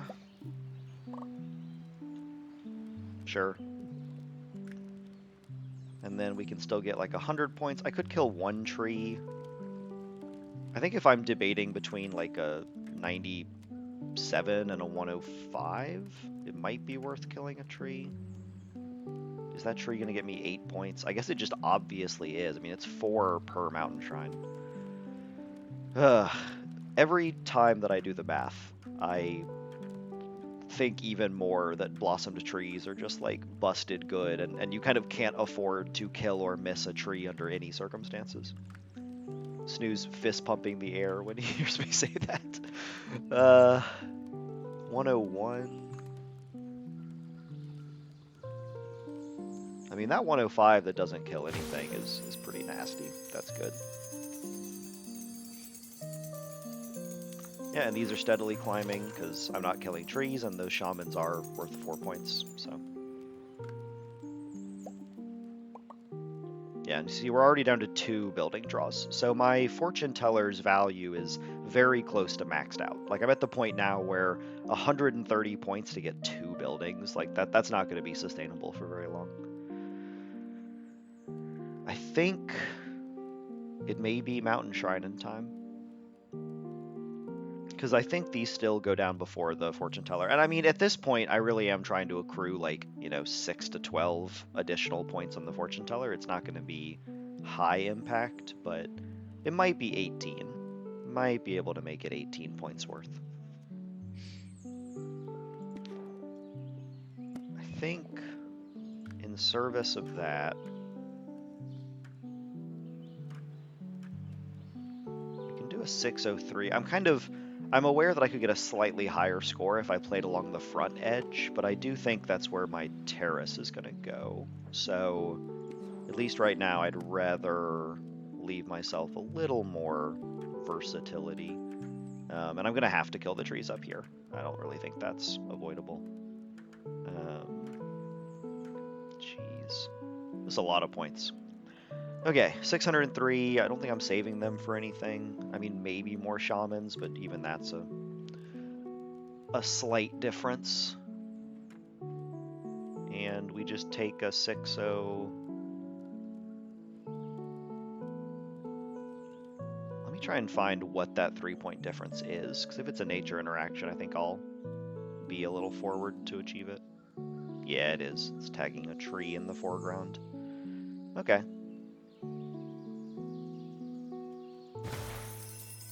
Yeah, and then that immediately said -50. So it does seem like the changes to detection have caused the mountain shrine double placement to no longer be possible.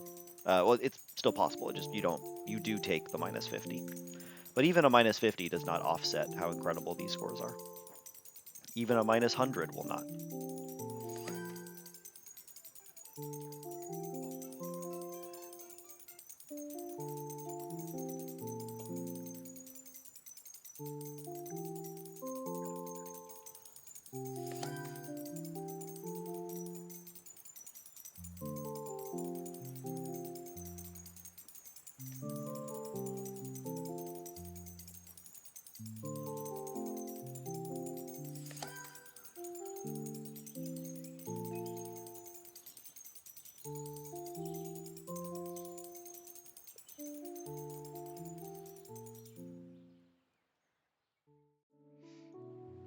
Okay, so those points being scored, I then pick up my... Oh, I should have opened these as I was receiving them. I probably missed 1, maybe 2 buildings because of that. That's just sloppy.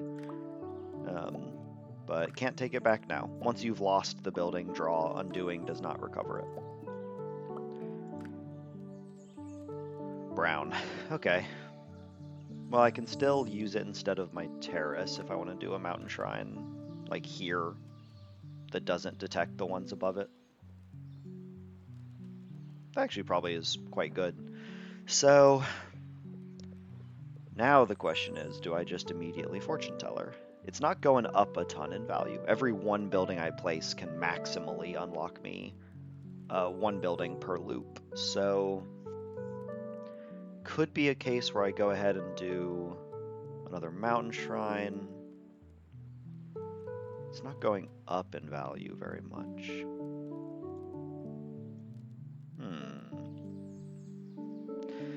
The thing that I'm primarily pondering is I don't want to spin my last score multiplier, because having a score multiplier increases the power of point inversion. You can score multiplier a negative, so this goes from, like, you know, negative 150 to, where is it? Negative 240? So having that gives me a, you know, considerable boost to the power of my level up boon through the point inversion technique. There we go. I thought there'd be something placeable in the center of this. I don't want to kill all those trees yet, but we'll get around to it at some point. So, because I can't score multiplier my mountain shrines, I guess it is worth observing this mountain shrine is going to be lower scoring than this one. So I guess I can place this as my second shrine. And I do wonder if I place it flush with the front edge, because I think I'm going to end up on a wall platform like here. I don't want to place the wall platform or I don't want to permanently place it, at least, for fortune teller value. Sure, it's only 3 points, but you know, I've done more for less. You've all seen it. But if I place this a little bit forward, then that will also create more space for this to be a little forward. So I think I can probably place this 325. It'll unlock me a few buildings. It probably won't make this detection too problematic. I probably place like the furthest back 327. Okay, yeah. I guess because it spares a couple of the trees up top. That's cool.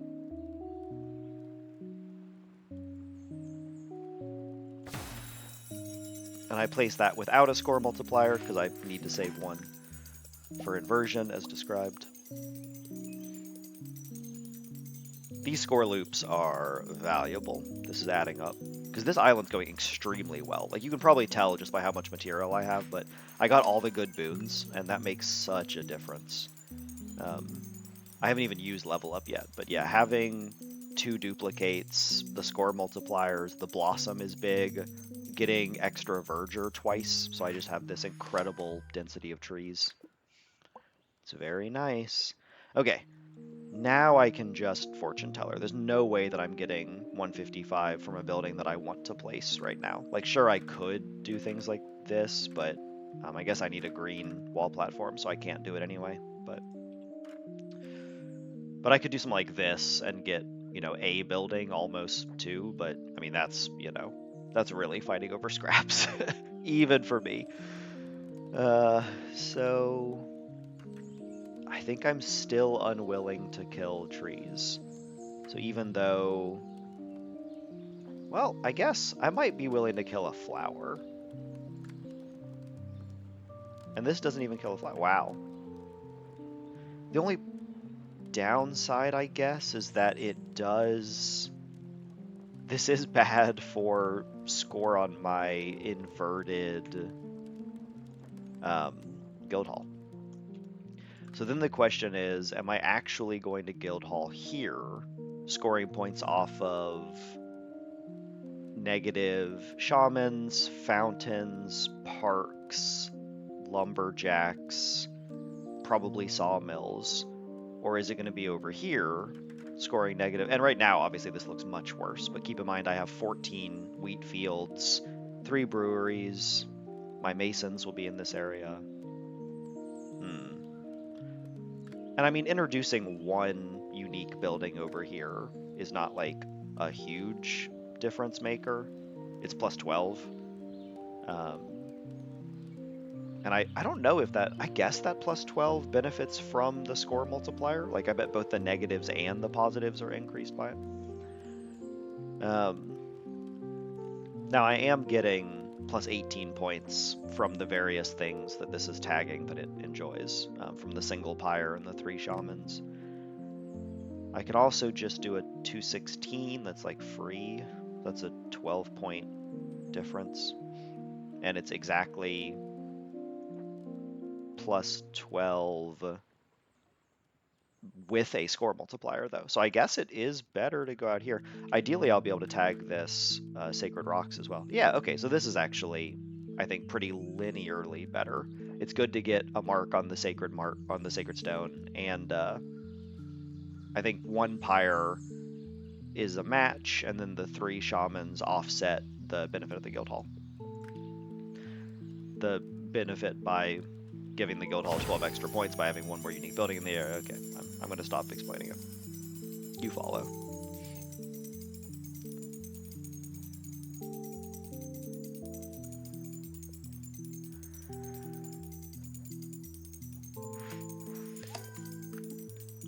It is interesting to think about how much work I've been putting into this fortune teller just for it to be like 200 points, while this was 600, I think. But every spot that you can pull a few extra points out of the game is probably a good idea too.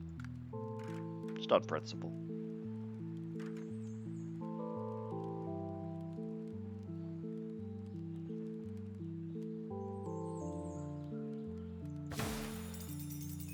Oh, that jumped over and killed the flower. I might not care about that.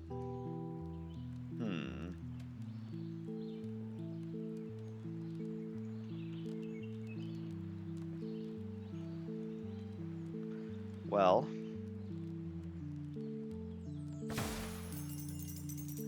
I think that's enough space, to build another field. But I guess either way, there's not enough space here to the cliffside. So maybe I just do something like this. Yeah, this feels like it creates an obvious spot there, like more than large enough, and then I can start going sideways across here. Now, I would like to start cracking into these fields. That's a lot of relatively easy points to think about. And I think I am still planning on doing this, both to boost field score and as a temple placement spot. And that means I should just cluster my masons around it, even with the negatives.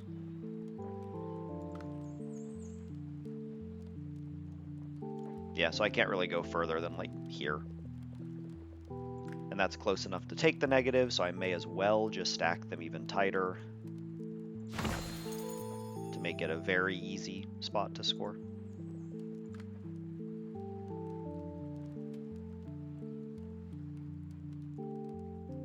Yeah.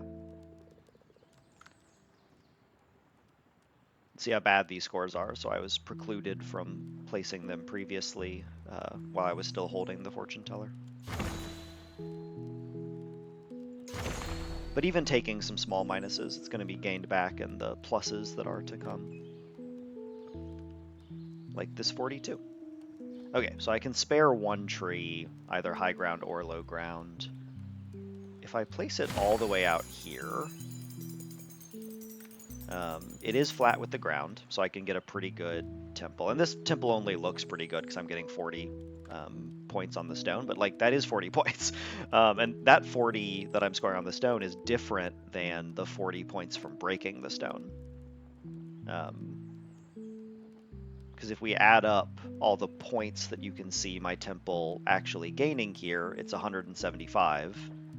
And the temple's default score is minus 75. So why am I at plus 90? Did I do that math? Yeah, 165. Sorry. So the plus 90 does not include that plus 40. So maybe there's a certain logic to like, do I want to max this as close as I can and then temple? So I get the 40 twice essentially. I'm double dipping. That does feel like simple, effective logic. I might need to delete this plateau. 1 second. Yeah, unfortunately. And actually, I might have blocked myself here. I think the way that these are lined up implies to me pretty obviously that I will not be able to place a brewery over here. Slight mistake for sure. And I guess something else is going to end up down there in all likelihood. But yeah, that was a mistake. Okay. Even if I like delete this now and look at the most tucked in placement I can find over here, it's just slightly past the point of that field. Yeah, unfortunately I think this mason cut off a little bit too much space. Not a huge deal. I just do have 3 of these, so placing one here on a platform of some sort, one back here on a platform of some sort. Doesn't look great, but it's where I am. And do I want another over here? Feels like probably yes.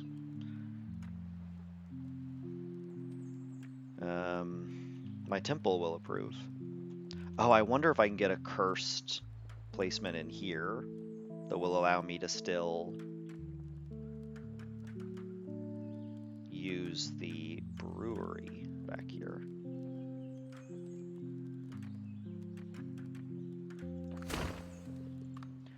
I mean, yeah, maybe if I go this direction first.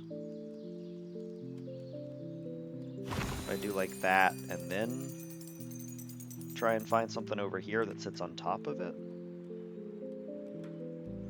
Now this is still too high up, too much of an elevation gain. I maybe can build around that though. I might be able to find a way to, oh, okay, yeah, and then is something over here, yeah. And now I've created a much larger space, so probably will be able to fit something. That's pretty cool.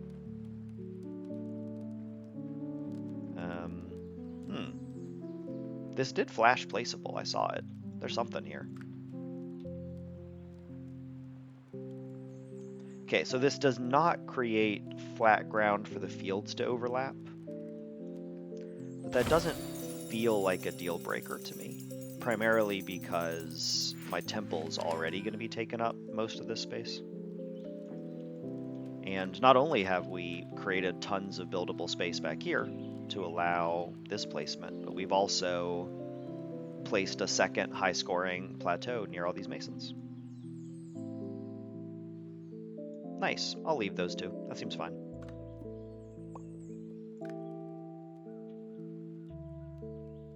Yeah, I'm kind of glad I deferred huts for so long. I just can't be thrilled about a 10, a 12. It is what it is, obviously.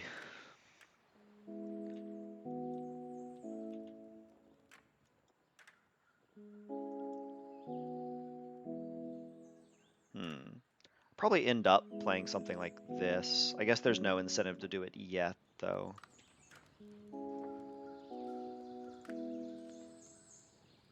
And I can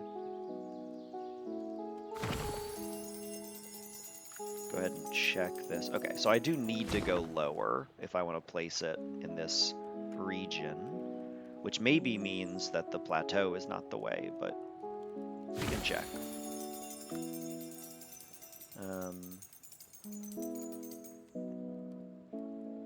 Yeah, 359 is pretty good. Little better on this. Okay. But what else do I really care about the terrace for?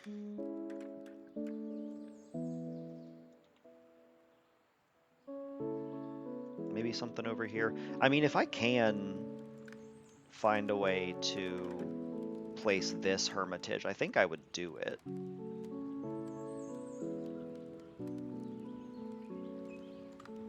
Because any parks that I'm placing at this point are probably killing some stuff. Like, I don't think there's very many sneaky spots left. Maybe a few, especially for lines, but the fact that I'm stuck on a square is part of the complication. Okay, well that doesn't kill anything, and now I have a line. If I just run a runner like 8 line parks in a row, I could get a lot of points right now. And under that logic, let's consider the terrace. Earlier I bragged and said there was certainly a placeable spot somewhere in here. I don't know for certain that that is the case, and it is a little difficult to see where all of my buildings are. I just need to find a spot where the support beams don't overlap a single building. Yeah, something like this.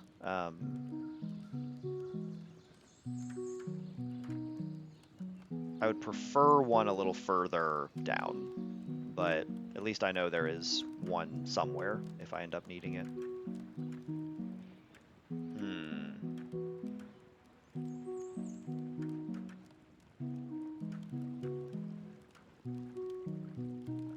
Okay, a little bit worse. It's also a worse score on the terrace, which matters. Let me see if I do take this 40. Looks like it's killing one bloomed tree, which is probably fine. I mean, that feels like a very minimal impact. It might be killing a flower on the back end too, but... So I don't need to do that. I can still probably do wall platform. And... okay, more like 250. Yeah, because we're too high up. We're missing a lot of this value. I'll look around a little bit for a different placement down here. It really is a struggle to see through all these trees. Who put all these trees here? I mean, I guess there is this option, right? Not quite as good.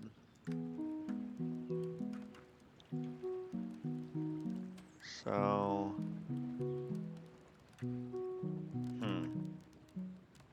playing this for 40 doesn't feel terrible. So I guess my maximum effective score is 50. And I don't think I want to create a spot like here or something. Lots to think about. Let's not worry about it right now. We'll come back. Wait, but I want to place the temple before I place these. So, under temple logic, I'm just waiting for more masons, really. So I don't think it's worth committing the terrace over here just for 25 points. We've seen how much value the terrace gets us elsewhere. Something like this just feels like throwing that away.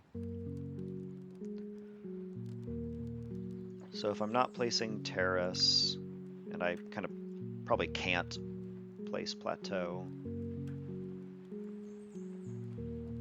maybe I could have looked for this before placing the second one, but I don't know. I think having this good temple spot is valuable. Not a lot that I'm waiting on, it seems like. Seems like it might weirdly be temple time. So my shamans are not going over here. Yeah, it's just more masons. Masons would be good, but I don't know if it's worth waiting on. So if I'm going to do that, I guess I want to maximize the fill on the sacred rock, if there is any realistic way to do that. I guess this is actually quite good. It's not going to be a problem for the temple. Yeah. And then, okay, now 5 points snaps the rock. 2 points does not. So if I can find anything else I want to play to tag this rock, it will be worth 2 extra points.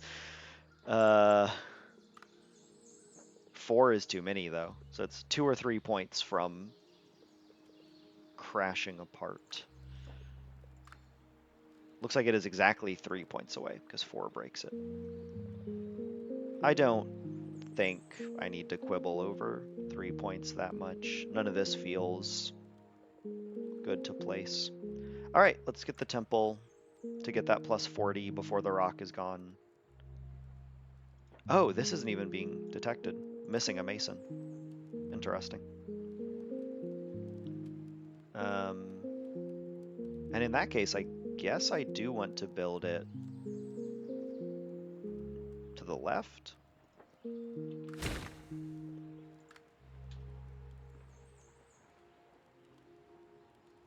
Trying to think about getting exactly 2 field space in here.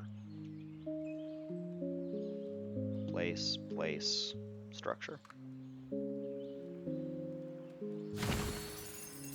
Okay, we'll do it this way. Good enough. And I'll go on this side.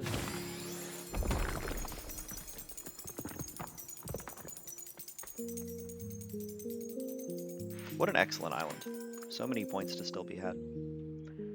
Okay. Shaman is an incredibly lucky single building to draw, for sure. Now, I think I'm just okay eating 1 or 2 minuses. How many minuses do I want?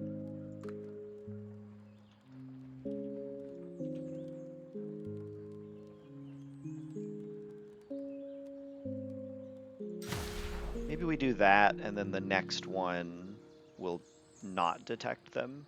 I'll place it like here or something to detect as many of the fields as I can, but not the mills. Because minus 40 is a hard bar to offset. The difference between field first and mill first is only a point. These get 5 points from each mill, and the mill gets 4 points from each field. So, yeah, I think it's going to be better to just place my fields as much as I can on this side. I do think this doubling up is good, though. Because I'm going to get a lot of value out of that. Okay. The single 18.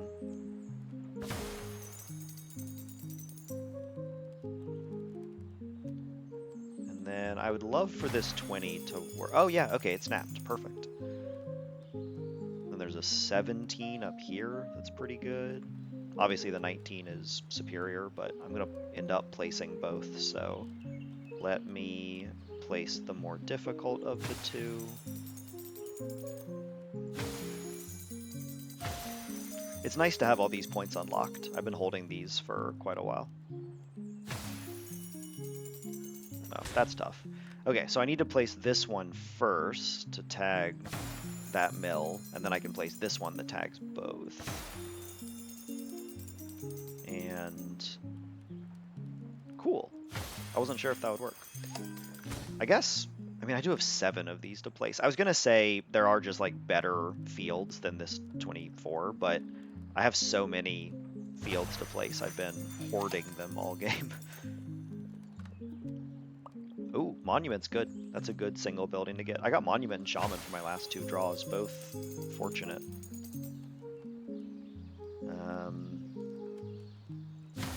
Yeah.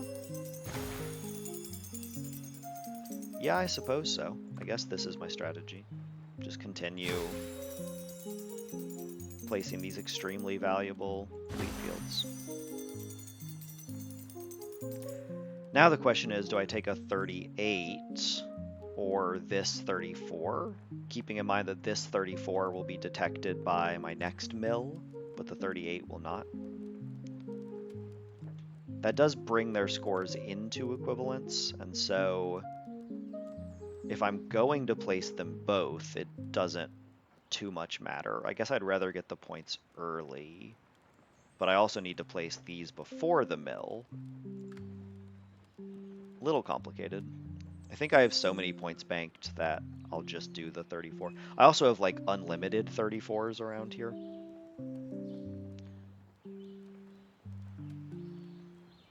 If I had even a single placement that, well, actually, not unlimited, because I do need to leave space here for brewery, but there are many 34s out here for sure. Cool. Single Fisher, not as lucky as my previous buildings, but not bad. Okay, 12, 13 points, tanking the minus 22, or 14 out here. This is 2 points on the dock. The dock is 3 on the Fisher, so Fisher is first. 17, jeez. Yeah, I guess staying away from this minus 11, that feels pretty good. 17 at this stage feels respectable. I think I'm still waiting on another seaweed farm before I place those last 2 seaweeds.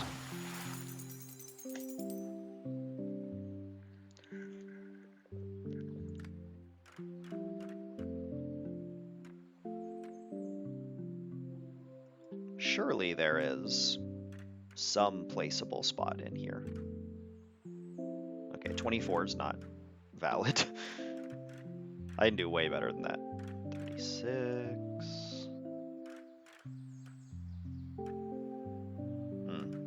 It's kind of a shame. I guess, I mean, this short one is already facing this direction, so maybe that's the obstruction. I will admit I still do not exactly understand the detection shape of the short dock. Because, like, this is passing straight through those fissures, no problem. But then here it's, like, blocked for some reason.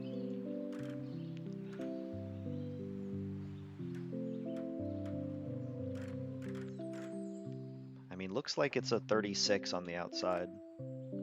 Unideal. And it also is not detecting that fissure. So let's play this first, and then the fissure for 19 points.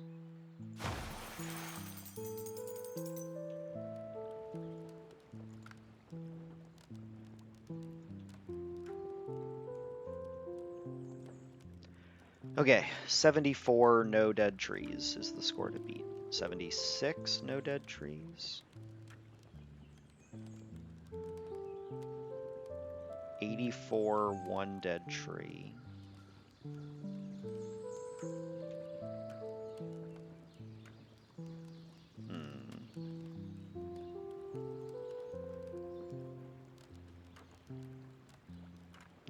Various 70s, 70. Okay, 78 no dead tree is good enough for me. I guess I am killing a flower, which does matter.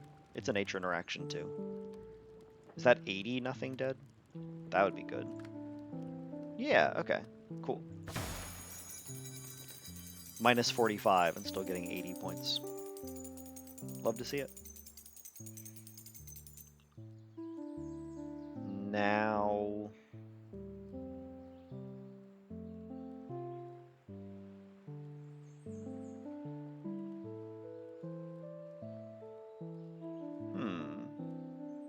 Lots to consider. Might just be breweries. It's unfortunate. Oh, I don't even kill a tree. Okay, cool. I was about to say it's unfortunate that I have to kill a tree, but I will. Especially one out there where I think it's less likely to be detected.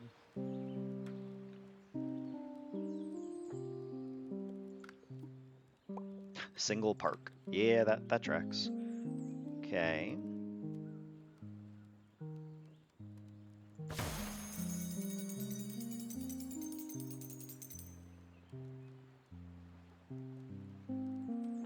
So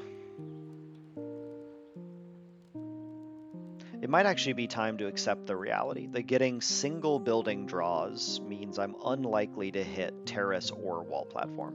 And I have no other source of them, no other, boon ability or anything. So, in that case, do I accept the 40 as my planned spot for a hermitage? So I think it was like 250 points, more or less, versus there are some wall platform spots in here that kill like 4 or 5 trees, which is a big deal. That's a lot of nature interaction points on these 12 parks. So let me hunt a little bit more. I'm not going to force you to watch this for like not all day, but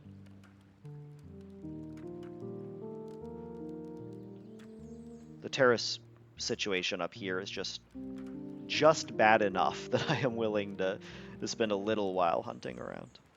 Not that it's not even like a bad placement, it's just a little. I would prefer one centered more like here. And it might be like 100-point difference or something, so it's worth looking into. I need to just memorize the park placements around here a little better. Like, I feel like this spot has potential, but I am yet to realize that potential.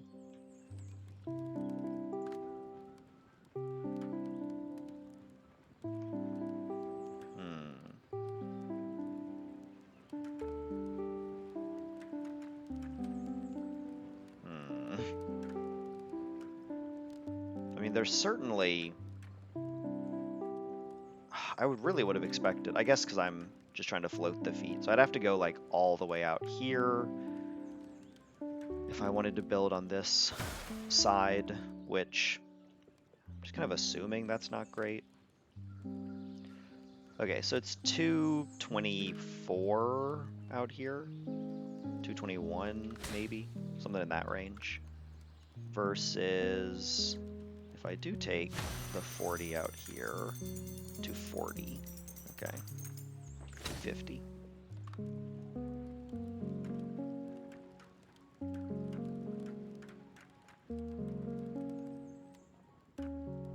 Yeah, okay, let's just do it.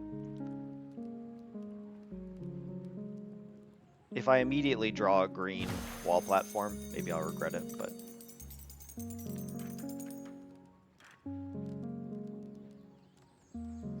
$254. I also think I might have placed it a little better the first time, so I'm just going to do one more attempt. And that did kill a few trees, I'm aware, but I need to mark out the spot. Killing a few trees to create the potential for this building is very worthwhile. And speaking of potential buildings, I should probably also go ahead and do this sort of thing.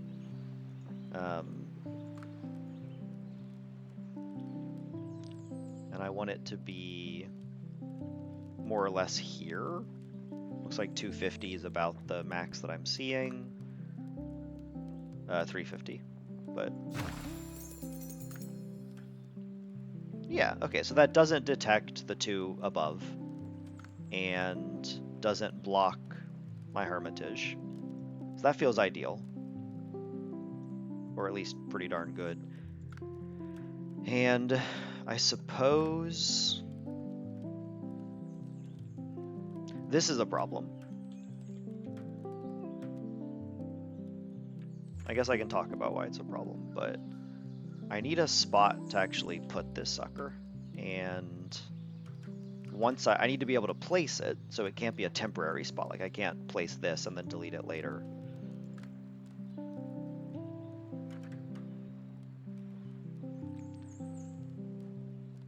Minus 52.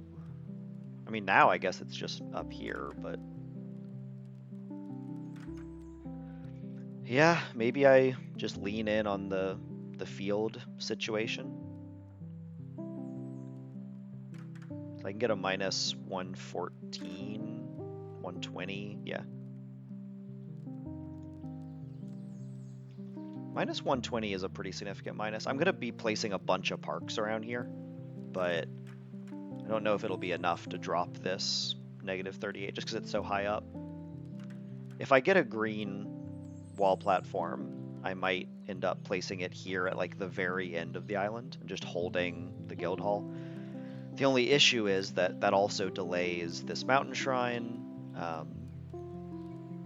because I would like to score multiplier the mountain shrine. Knowing when to do the point inversion is kind of complicated.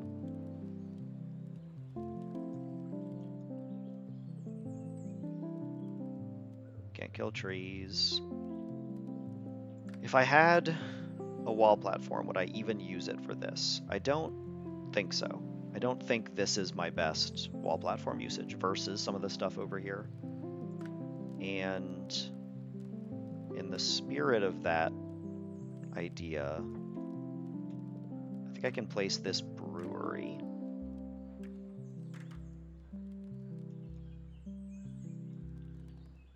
If I can place it. Maybe all the good spots are already gone. Yeah, I mean, like killing a non-blossomed tree to place a 13 pointer, that's not thrilling me. Not when I can place it over here and really pump up my circus value. Because the circuses get plus 10 on this guy. But I'm not placing my taverns over there because they're going to be so much better over here.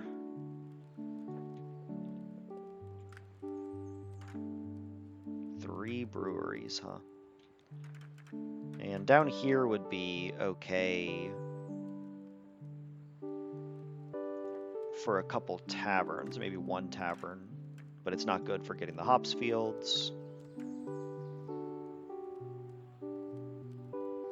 Like plus 13 is not a prize, you know, it's a fine score.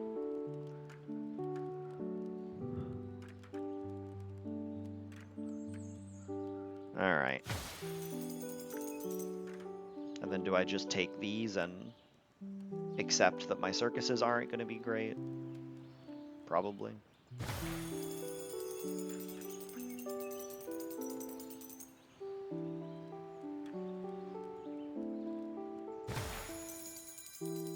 Cool. Hut. Okay. Once you get to this stage of single building draws, your options become fairly discrete. Like, I just don't have a ton of... I'm not going to be getting very many more buildings, so I can kind of already just play out what I have, thinking about ideal sequencing. So... I guess I'll try and make this work for a little bit, but it just doesn't. This does not look like it's gonna fit. And if that's the case, 49, 49.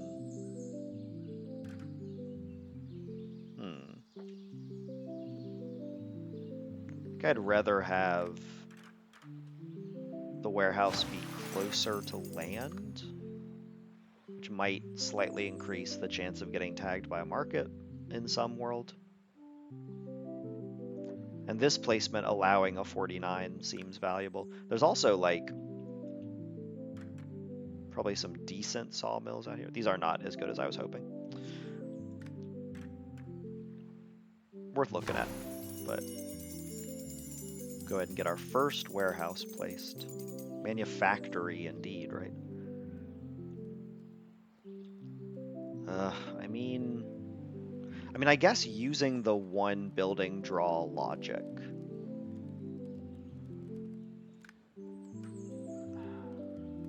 I'm thinking about when to point invert. Because I'd love to be able to just place my mountain shrine with the score multiplier. And that requires me being in a good place to level up. And like, I have many more levels here, so this number is going to go up. But I think waiting to score out all these buildings, which will kill a bunch of these trees, is probably worth fewer points than I'm going to gain here by letting my loops increase the value of my level up. So I think I need to get close to, like, I need to finish this go round and then do a point invert. And in service of that, I think I'm doing the minus 120. So I don't think there's actually a placeable guild hall over here that's even that close. Like, it's a pretty dream to imagine putting it here, but I don't know what wall platform I'm imagining that going on. And having this wall platform is so important that I couldn't waste it down here, given that this higher wall platform enables a 350 before point boost. Yeah, it's unfortunate. But just spatially, I don't think I'm getting better than a... I mean, and minus 120 is, you know, pretty good. That is a lot of extra value on my level up boon. Just nothing compared to how much a temple pit gives you, but this is Manufactory. Okay, we have a plan. So I just need to complete one lap, and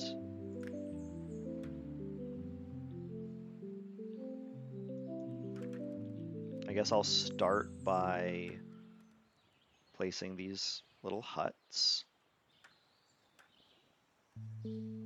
They're not worth more over here. Okay. One of them is going to be worth more wherever I put my guild hall, though. So I guess let's figure that out. Like, the ultimate final resting place of one of these should be where my guild hall is.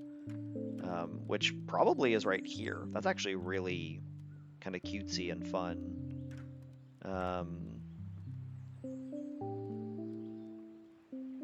Yeah, this distribution here is really working out for my guild hall. Okay, so one hut should be placed within this detection range. Exactly one. Because if I get like a 7 and then 12 on the actual guild hall, that's worth more than 14, right? That's the logic. So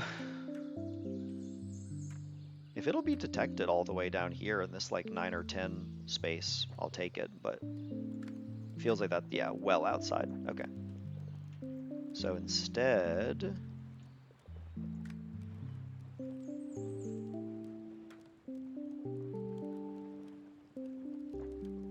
I do want a 7, but I also want to leave park spots like here.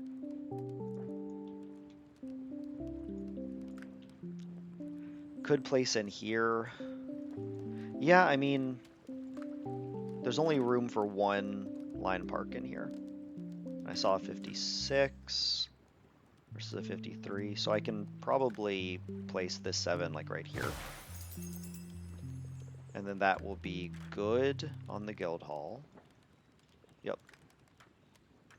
And then get a couple 14s. Glad that I delayed those placements. Scores are not great. Now, is this guild hall already detecting a park? I think this is a park right here. Little hard to see, but yeah. So I can't add any more parks in this area, or it probably shouldn't. Not right now. Gonna be a couple of good monuments out here. Just gotta leave spots for them. I will think about that once I get into Parkageddon, though.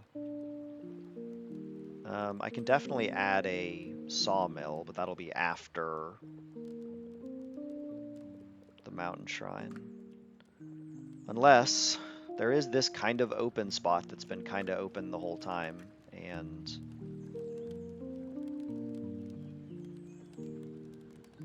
I need 49. I don't think I'm going to take a 42. Which I guess means I can't place it. No matter what, it kills at least a tree. And I guess under that logic, I mean, I have 5 of these. So, I'm actually, now that I like really think about it, I don't have enough room for these because a lot of this is going to be parks. So a few of them will end up over here just tanking the negatives from each other. And in light of that, I think I do place a 42 as long as it leaves, yeah, a good spot here as well. So that's placeable, and that'll be good on Guildhall. That's the first sawmill that I've actually placed. Fun fact. I can get a monument in maybe right at the end, maybe. Holding the seaweed fields. I guess I can place this plateau. I'm kind of just doing it for score, but 40 points is going to be hard to offset otherwise. We've reached an awkward midpoint of the run.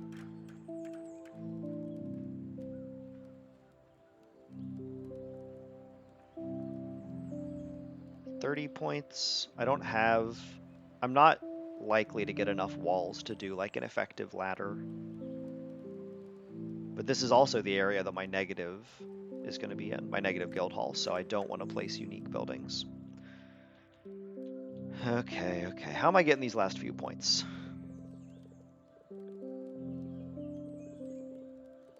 I think I have a line park queued, right? Yeah. Okay, let's place the best line park.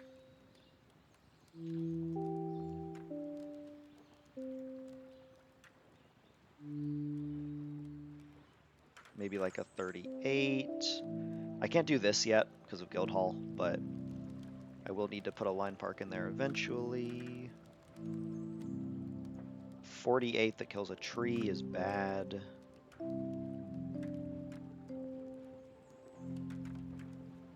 I'm also going to need to like pave over all of this with parks. I have 12 of these to place, so there's definitely going to be parks as far out as here, maybe some parks over here. So like maybe I just take a 26. I am losing monument value by putting them that far out, but I think I'm going to have to lose value somewhere. I simply have too many buildings. My lobster's too juicy, you know.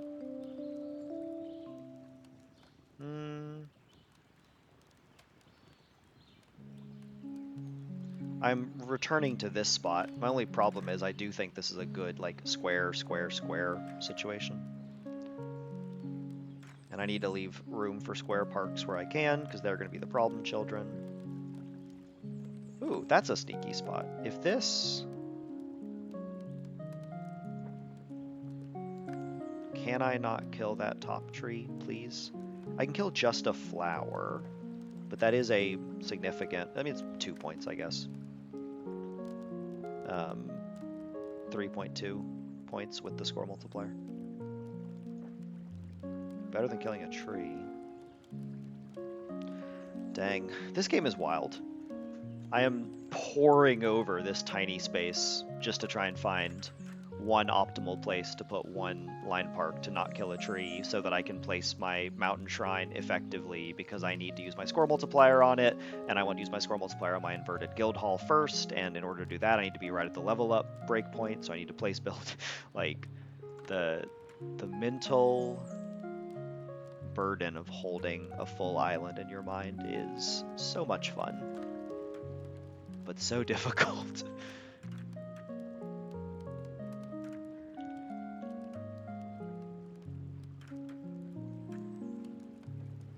I mean, this is like a fun placement that doesn't kill many or maybe one tree. But again, it's a square spot, and taking away square spots is meaningful because I have 12 parks. And I can't place up here because of the guild hall. Ugh. Okay. We're gonna dump a few buildings and move on. I think in the case of just dumping buildings, I'm gonna seaweed field.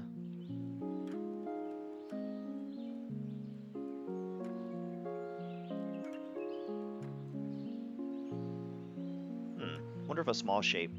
Looks like it's not going to be even a double though. Shame. Okay, so take a couple 12s and then take this 40. And if I end up needing this to create space somewhere later, then mistakes were made. Although actually, mistakes were made anyway. I should not have placed the second 12 if I was going to place the 40. Because because you really want to be like walked in right on the line. I guess I might take a bad park instead, like one of the kind of weirder spots that doesn't score as well. Something well outside ideal, like a park over here or something. Because I will eventually end up desperate enough to make these placements. So as long as it's outside of my guild hall considerations, I can maybe place a couple parks out here, actually.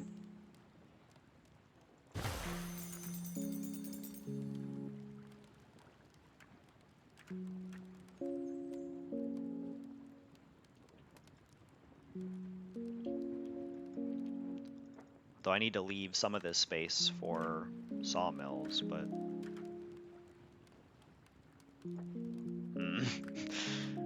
Everything depends on everything else. Okay, we'll play on from there. Not 100% sure that I handled this correctly, because actually those parks are probably outside of my monument detection, but my monuments are probably not getting all my parks no matter what I do. Maybe I end up monument. Oh no, this because that's gonna be a sawmill. Meh, we play on. We gotta move. Okay. Now that I am close to a level up threshold, I could just do a level up for 191 points, which is pretty good. But I can also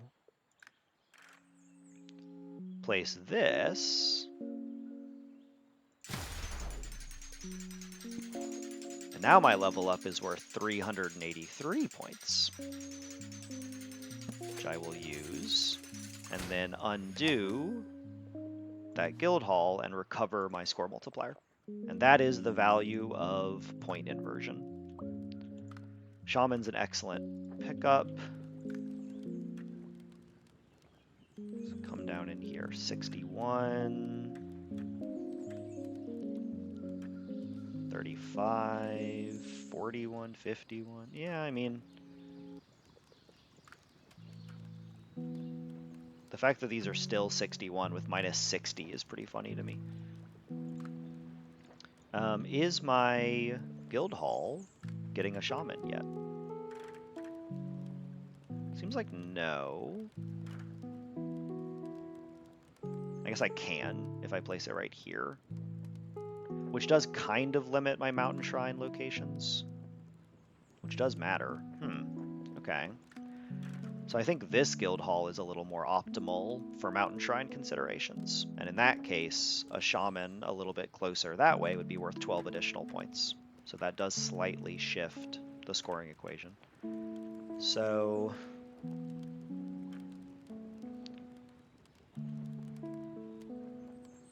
I mean, I see scores like this 70 whatever, but they're not placeable. 51, that's actually a 63. 53. Okay, so 65 is my effective score to beat, and that's about what I'm getting out here. Interesting. I might have actually found a slight improvement.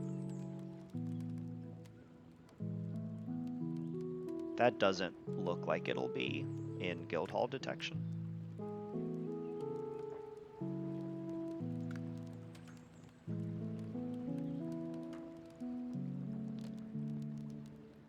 These probably will, though. And these are good. Take a 61, and then my guild hall is now 122. That's cool.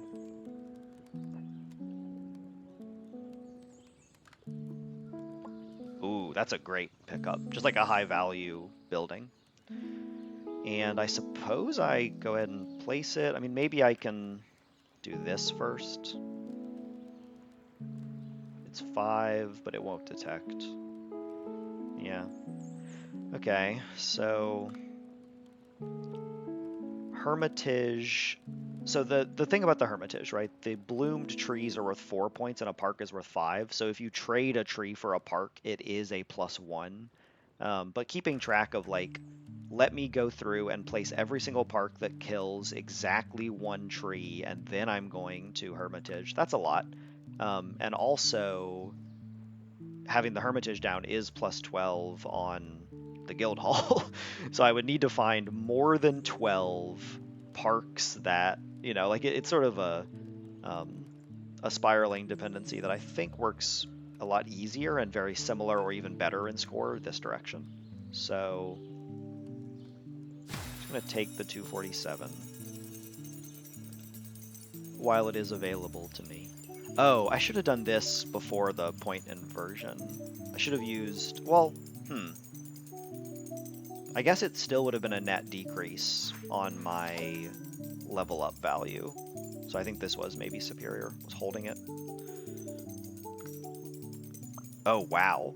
Great lucky pull. Like, just an excellent building to receive twice. I've actually had, in general, good luck on my single building draws. Part of that is the quirk of Manufactory, that, like, you're not just going to draw a random cliff house, but still, having 2 additional saunas at this point feels really profoundly powerful. Now, my guild hall wants to go down before my mountain shrine, because it's already detecting 2 mountain shrines, so this would be a -10. Do these 2 fit? Uh-oh, wait a minute. Looking at this, oh, it goes all the way over there. I don't know if these fit, especially because that's not gonna snap to the edge.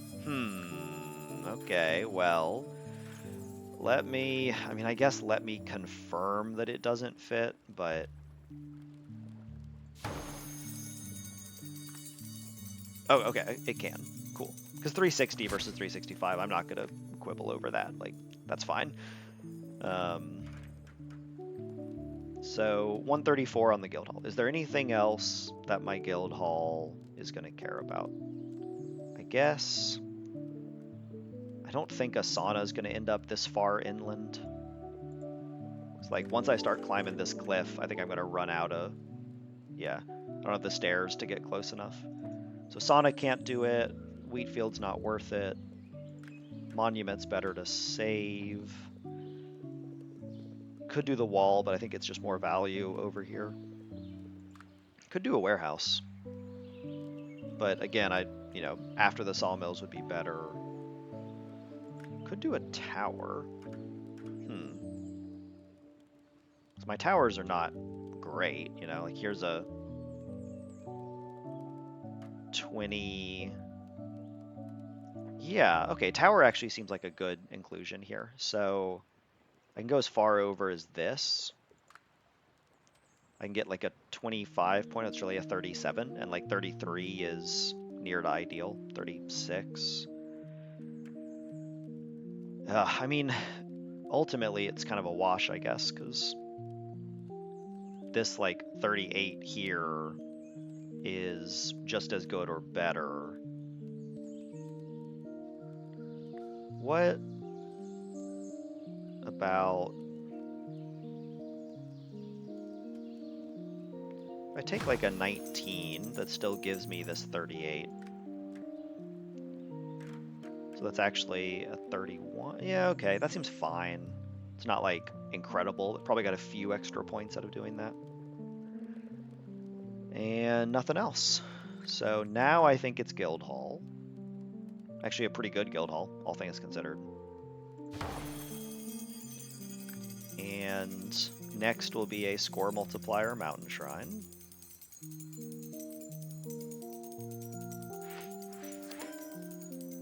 Yep.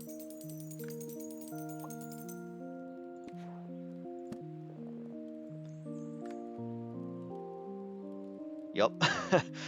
Okay, that's really good. Yeah, I mean these are just great buildings. Like, this island went really well. Not that it's like quite over, but clearly it's heading that way. And I have 40 more points over here if I can find a justification for breaking it. I don't exactly know how I would do that and justify it. I probably should have been considering that with my hut logic. Because like this is, 8 versus 14, but also whatever portion of 40.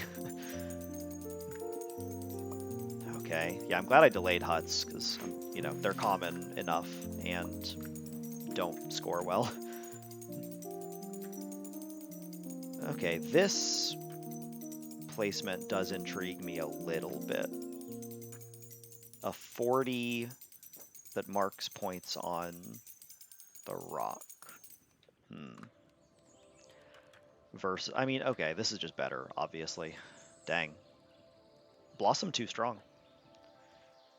And speaking of, I guess the only building that I'm seeing is like a realistic chance of breaking that rock is the circus, because it's not getting more than 20 points scored over here.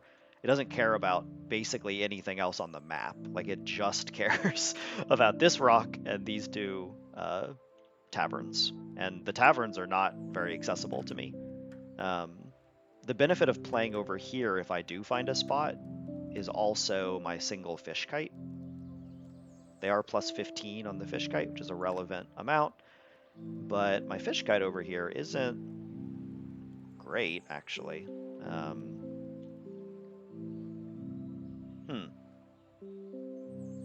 Can I create a fish kite zone over here?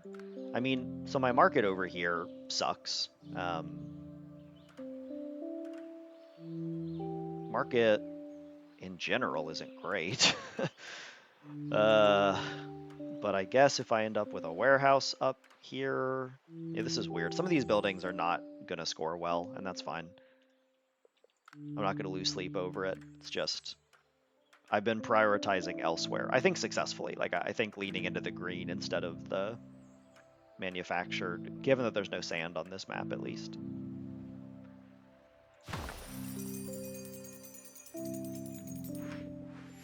Wall platform to do this is like mid, but an option. Yeah, okay, bad. But the shaman was good. I guess let's do the shaman next. And then I can detect it with a couple saunas.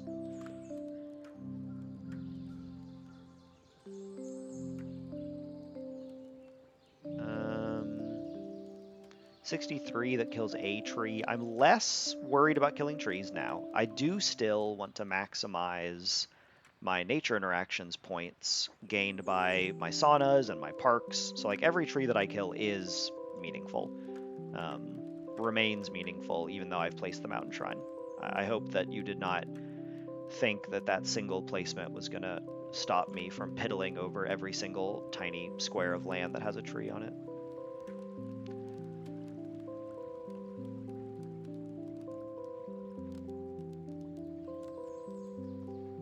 Okay, there is a 61 here. It might take me a while to tag, but you see it popping up too, right?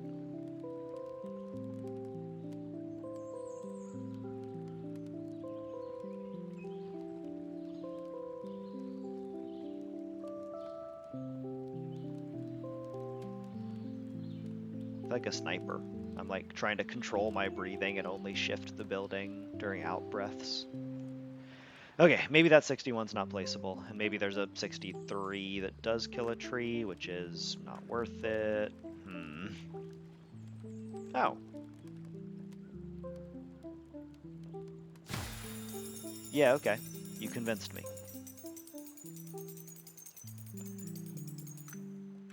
Now let's get some of this action going on. 164, 168. This is absurd. These are really, really good. Understandably, like, this area has been my main focus, the whole island, but... And all spawned from that initial decision to use my verdure over here and not over here. And like now I've completely neglected this area, which I did, I think, say early on that I wasn't going to be covering the island, but I do wonder if all of this verdure being over here would have generated more points net. I don't really have a convincing argument that it would have. Like, these flowers are a little bit worse than my starting flowers over here.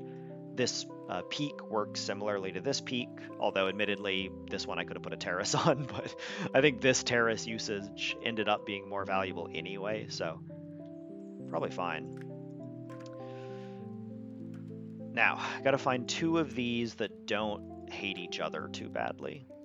So I'm seeing some impossible 170s, but like a high 160 looks like a good...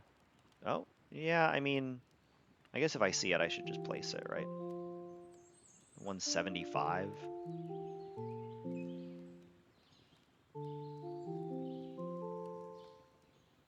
174 is good enough. And then I still have whatever gorgeous beauty I had out here. Or even running back this way. Yeah, there's just a lot of great saunas through here. I'd be happy to draw another. I'd be happy to draw like 5 more, or at least 3. I'm just gonna double check that I'm placing these in the correct sequence. I think so. Yeah, maybe the huts. Ugh. But admittedly, the huts out here are, it's only a 1-point difference depending on what direction I play, and these huts are worse than these huts, and this sauna or any sauna that detects over there is better. I probably should have gone huts and then this sauna and then this sauna. Like that would have been slightly better net, but it is too late now. I'll be more thoughtful about that in the future though. The 1-point variations don't always catch my attention, but some of them certainly stick in my mind. Okay, so 169 feels super achievable. Yeah, there's just multiple of those spread around. Looks like getting much higher than that is going to be a struggle, but... And now I can think about, well, I mean, okay, 14 here versus, did I see an 18 pop up? Yeah, wow. Okay, so the 14 plus 3 is worth less than just an 18, and I don't, like this is, if I manage to place this and tag it with a sauna, it's equivalent to this, it's not better. So, feels like I just take my 18s. It's like taking your vegetables, you know? You just gotta make the placements. Because there's no way that a sauna over here is gonna match or beat what I'm achieving elsewhere. Then...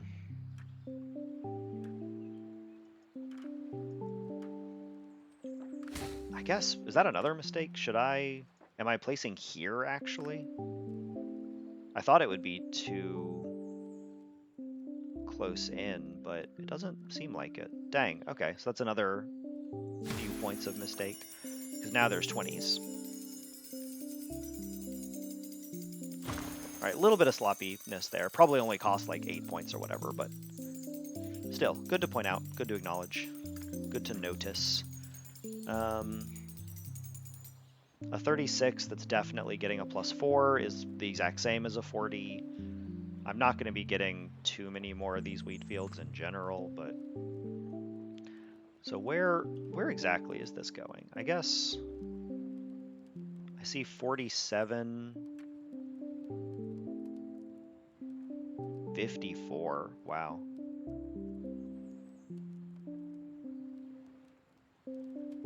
Okay. So these 36s might not even be detected by that 54. I guess they are. Nice. Nice, nice, nice. Yeah, let's go with that. More parks. Just what I needed. Now...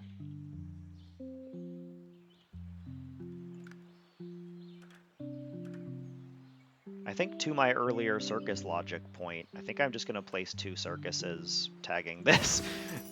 And there's 40 points, yeah, that matters. Okay. I don't really think nature interactions out here are going to matter, so I can probably just kill these trees and flowers, but just in case I end up placing a random in-game park out here or something, I'm going to be a little careful. So that's 40 extra points, and these scored something, which was going to be difficult elsewhere. I think we can definitely go ahead and wall it up. And I don't think anywhere else is going to even come close to this score. Yeah. Let me look out in the water, but nah, the stuff's too spread out. Versus this compacted up area, which maybe try and find a 30? I guess a 33 would be perfect.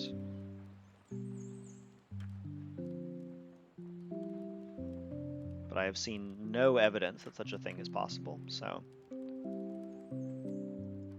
I'll take the next 30 I see. Okay, now we're getting simplified. Now we're running out of buildings. 240 points a draw will do that to you. Okay, 57. Good. And it might be time to start the park apocalypse. The parks that are going to just pave over all these trees eventually.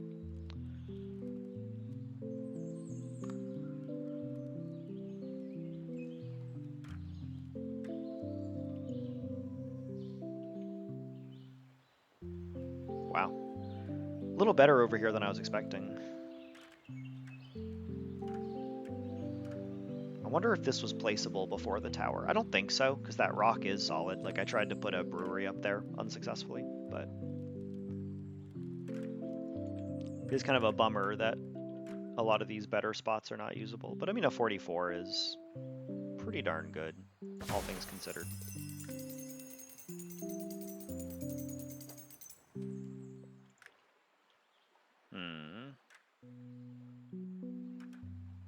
So I can place this for like 6 and then place this for 30 something, but that's not worth more than just placing this for 40 right here.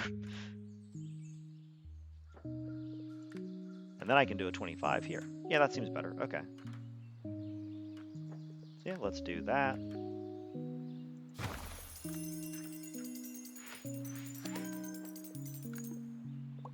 Yep.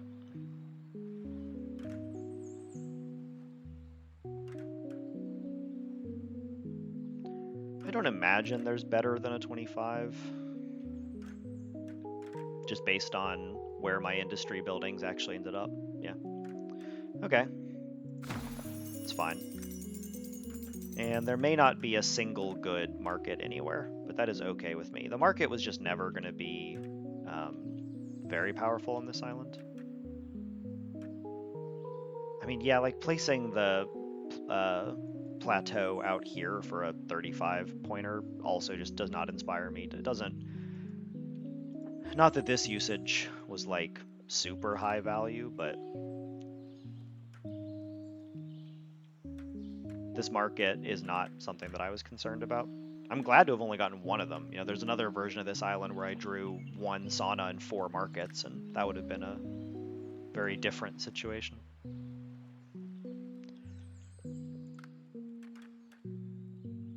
And yep, unfortunately, we did miss out on some points from placing that after these huts, or before these huts, pardon.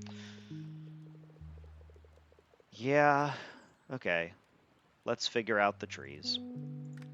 So, firstly, we stick to the parks that don't kill anything. Whenever that is not an option, and I guess, okay, first we figure out our ideal monuments.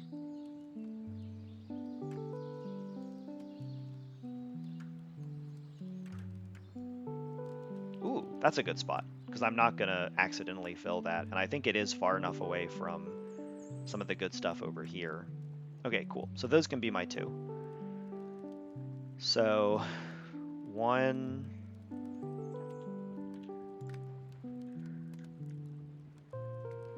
monument down here.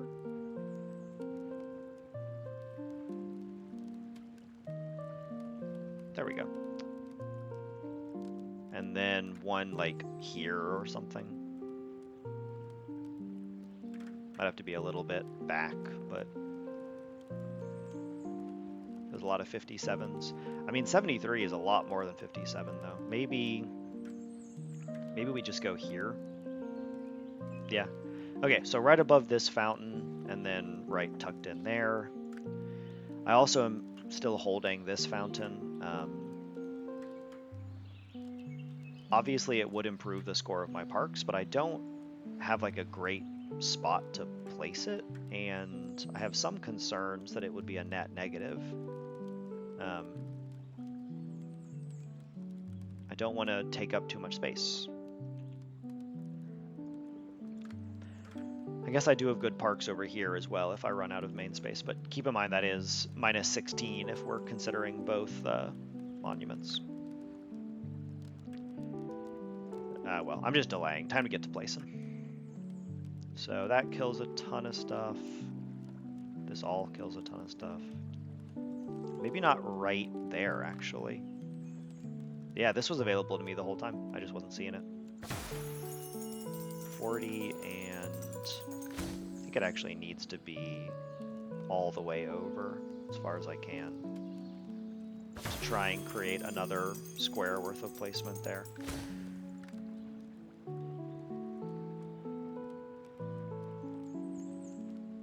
Does that look like it will fit? Yeah, it actually does. Okay. Cool. Then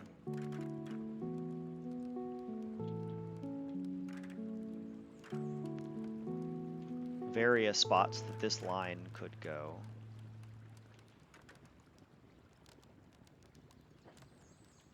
That 37 killed 2 trees. I need to leave this spot for the monument.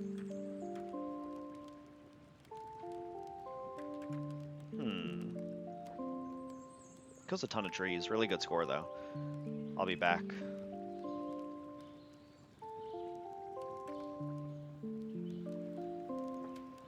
A 45 that kills 1 tree is probably where we are. That's probably about the level that I can expect.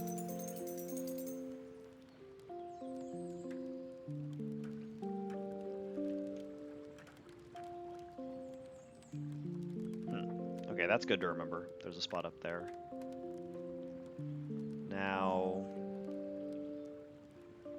this spot I need to leave, but there's probably something pretty good in here.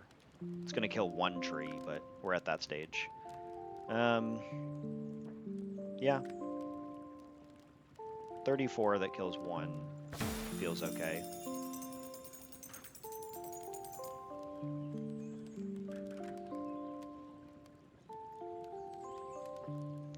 $50 that kills 2. 50 is good.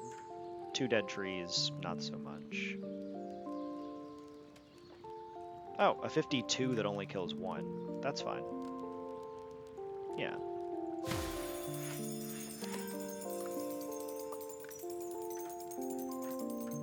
Cool.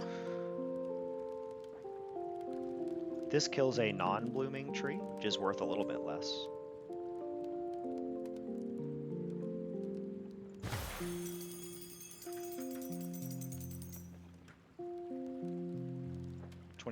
That kills a non-blooming tree. I mean, I have 7 parks left. I'm going to be filling a lot of this space. And a lot of this space is no longer really usable, because like the way that I've kind of puzzle pieced all of these in here blocks a larger area than if they had been placed efficiently. But I think it's still overall worth it, although you do get crowded out of the good spots. But getting to leave the trees alive for longer just converts to so many points. I mean, every single time that I detect a tree, it's 2 additional points multiplied by all of the other score incentives. And I'm getting a lot of score loops on this island, so that multiplier is big. I don't think that killed anything, which is cool. Then a 28 that doesn't... I mean, it killed a flower. Which do count, they do count. Flowers are nature, but, you know. Less so. 17...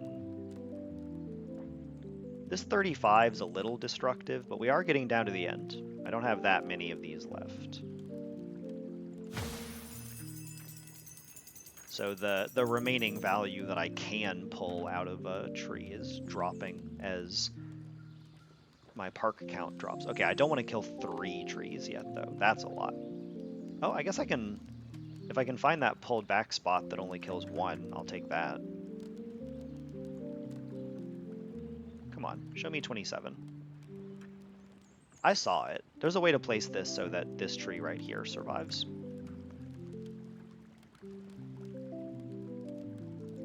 It just might be like a slightly glitched or weirdly slid placement.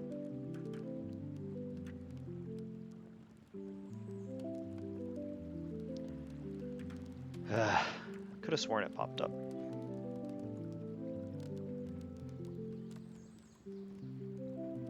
There we go. And didn't jump, because it's obviously at some sort of weird, unplaceable catty corner. Okay, if I'm taking this spot, is there a line park right here? Looks like it kills 2 trees, but it is 36 points. 38? I feel like that's going to block my monument, though. Yeah, just easily. Okay, can't do that. So...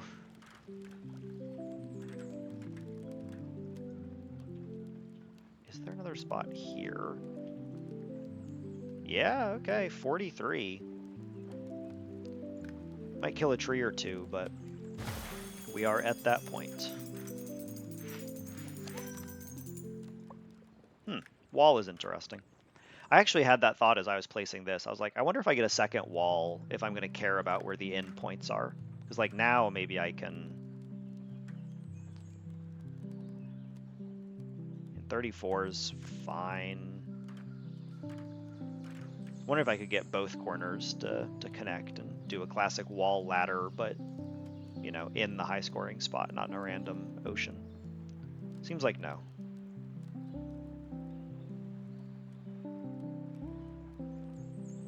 But also 34 seems like a okay score to just achieve.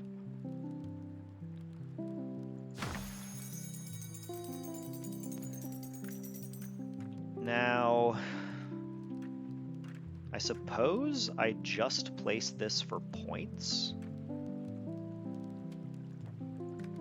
I don't want to take the land up here that I need for maximum flexibility in reaching other parks. But if I can just get like 40 points out of this or whatever, that is good. 40 is a big number. It won't be detected by this, but I think that's kind of unavoidable. Unless I want to play like here, which is just going to be way worse. Like even, you know, plus 16 versus plus 8, it doesn't shift that needle. So we need to... Whew, 46.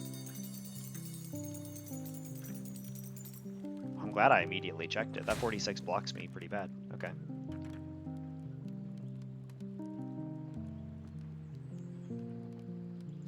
How about a 43? Yeah, that looks good. Okay. Now, let's do monuments. 129. So even if I had left this placeable and placed this further back, I think it would have been a net loss. I think I made the right call. Now, 129. Cool. And now I just, because I've already placed this mill, now I just place this for pure score. So the one that tags both is superior. Previously they were equivalent, but placing these ones first did allow me to hold a spot for this one, right? So there is some value in the sequence that I placed those. It's important to think about.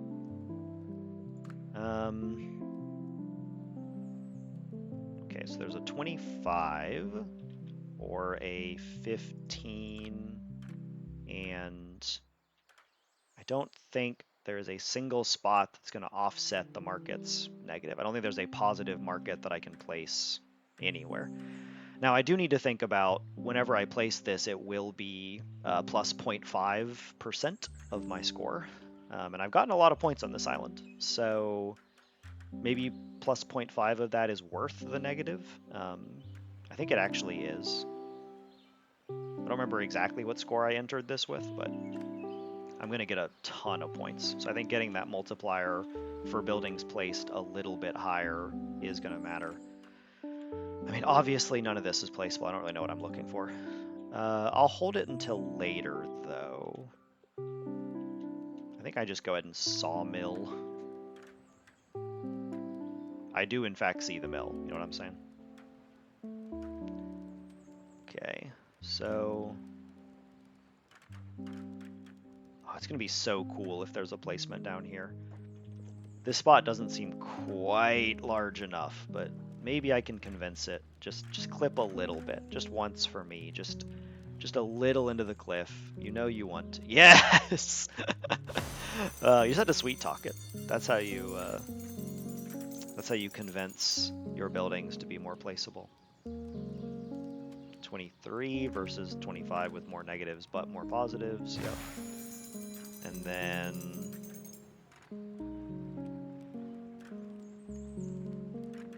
yeah, I mean, I guess this was to be expected.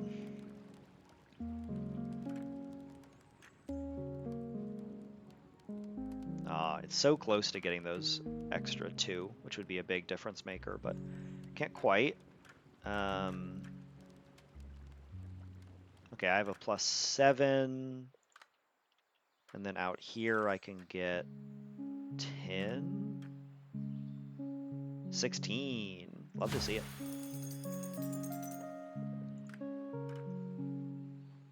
Yeah, 7s are pretty achievable. So I have a bunch of different 7s, but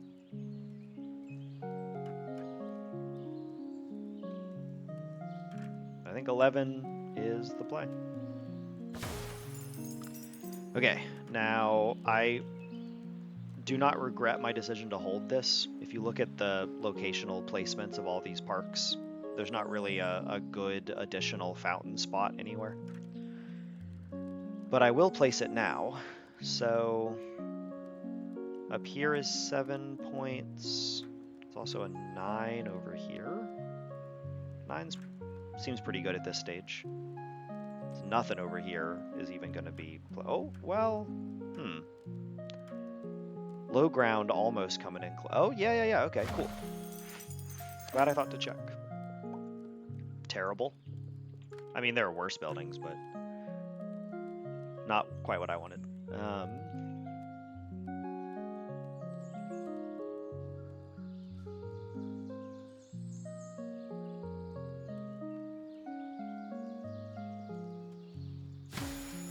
42. And then 35 is higher than what's over here. Yep.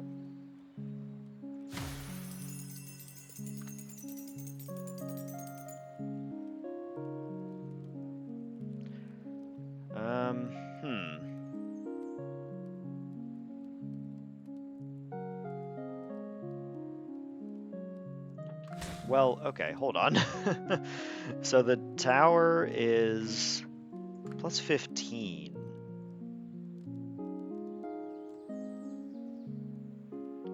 If I did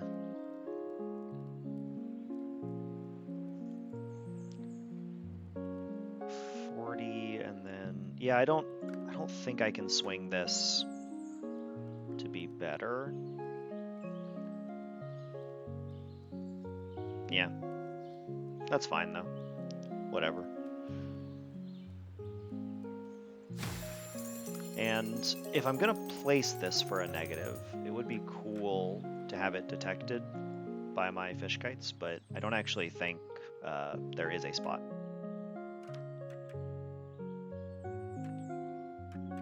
Unfortunately, I can't quite get the shoes of the building onto the ground down here.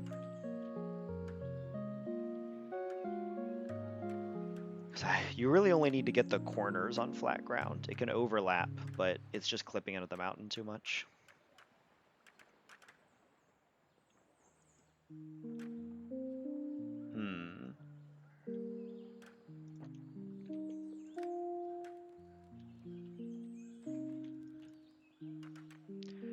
Yeah, I mean, it's like, do I think 0.5% of my score is more than 17 points? Uh, Let me do the math. This one's going to be hard for me. Mental. I guess not. So 34 is 1%. So then do I think that I got more than 3,400 points? Absolutely, yes. And if I did that math wrong, don't mention it.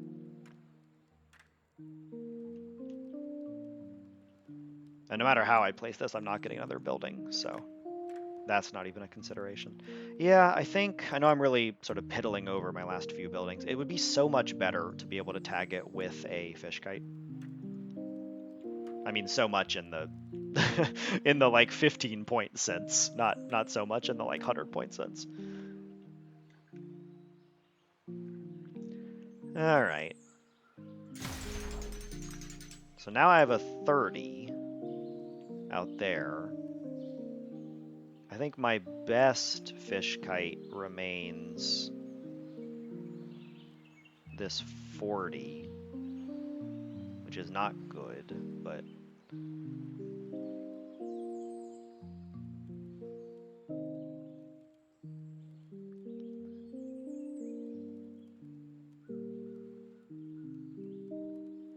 yeah, okay. We'll do 40 and then 30 out here. All right, wow, what a mammoth of an island. So this has been the 4th island of the Manufactory challenge. I kind of have 2 zones, and then I have this little sad rock breaking operation out here. So this island was overtaken by verdures. I maximized verdures early, and I really leaned into getting maximum coverage. I even took some negatives from hitting flowers in order to get a huge amount of trees here, and then blossoming them converted those trees to big value. I was able to score 3 mountain shrines off of them, only a single hermitage, but still good scores throughout here. Great scores from the lumberjacks, great scores from the parks, great scores from the saunas. Over here was a moderately successful area. I used these plateaus as a way to increase the value of my fields. My warehouses were very mid. My market was bad.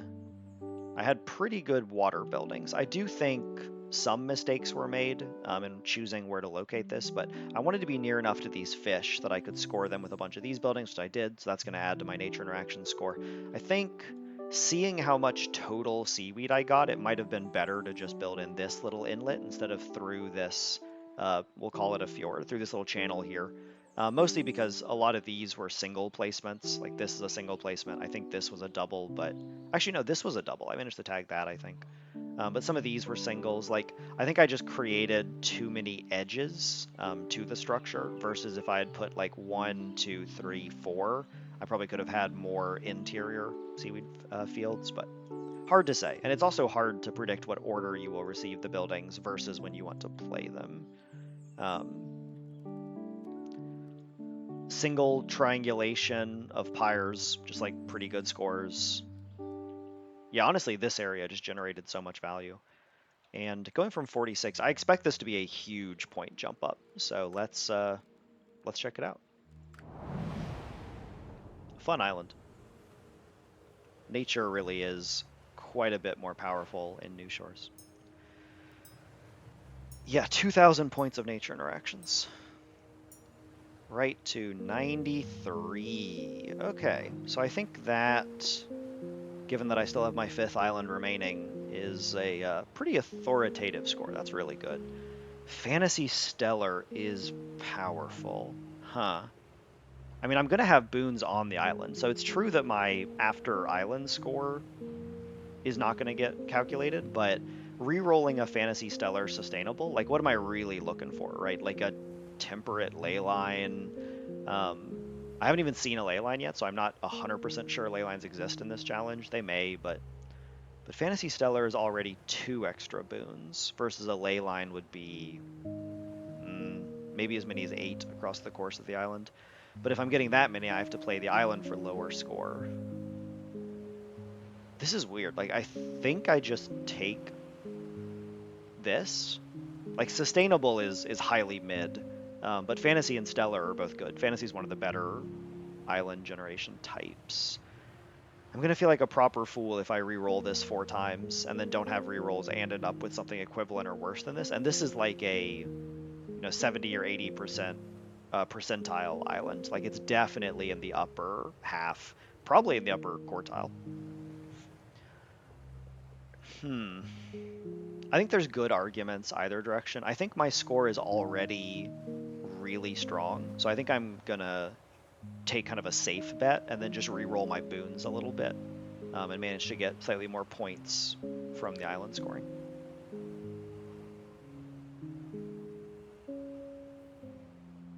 Whoa. Sick. Big flat island. Good. 6 boons there. So I did want to check. Um, yeah, okay. Cool.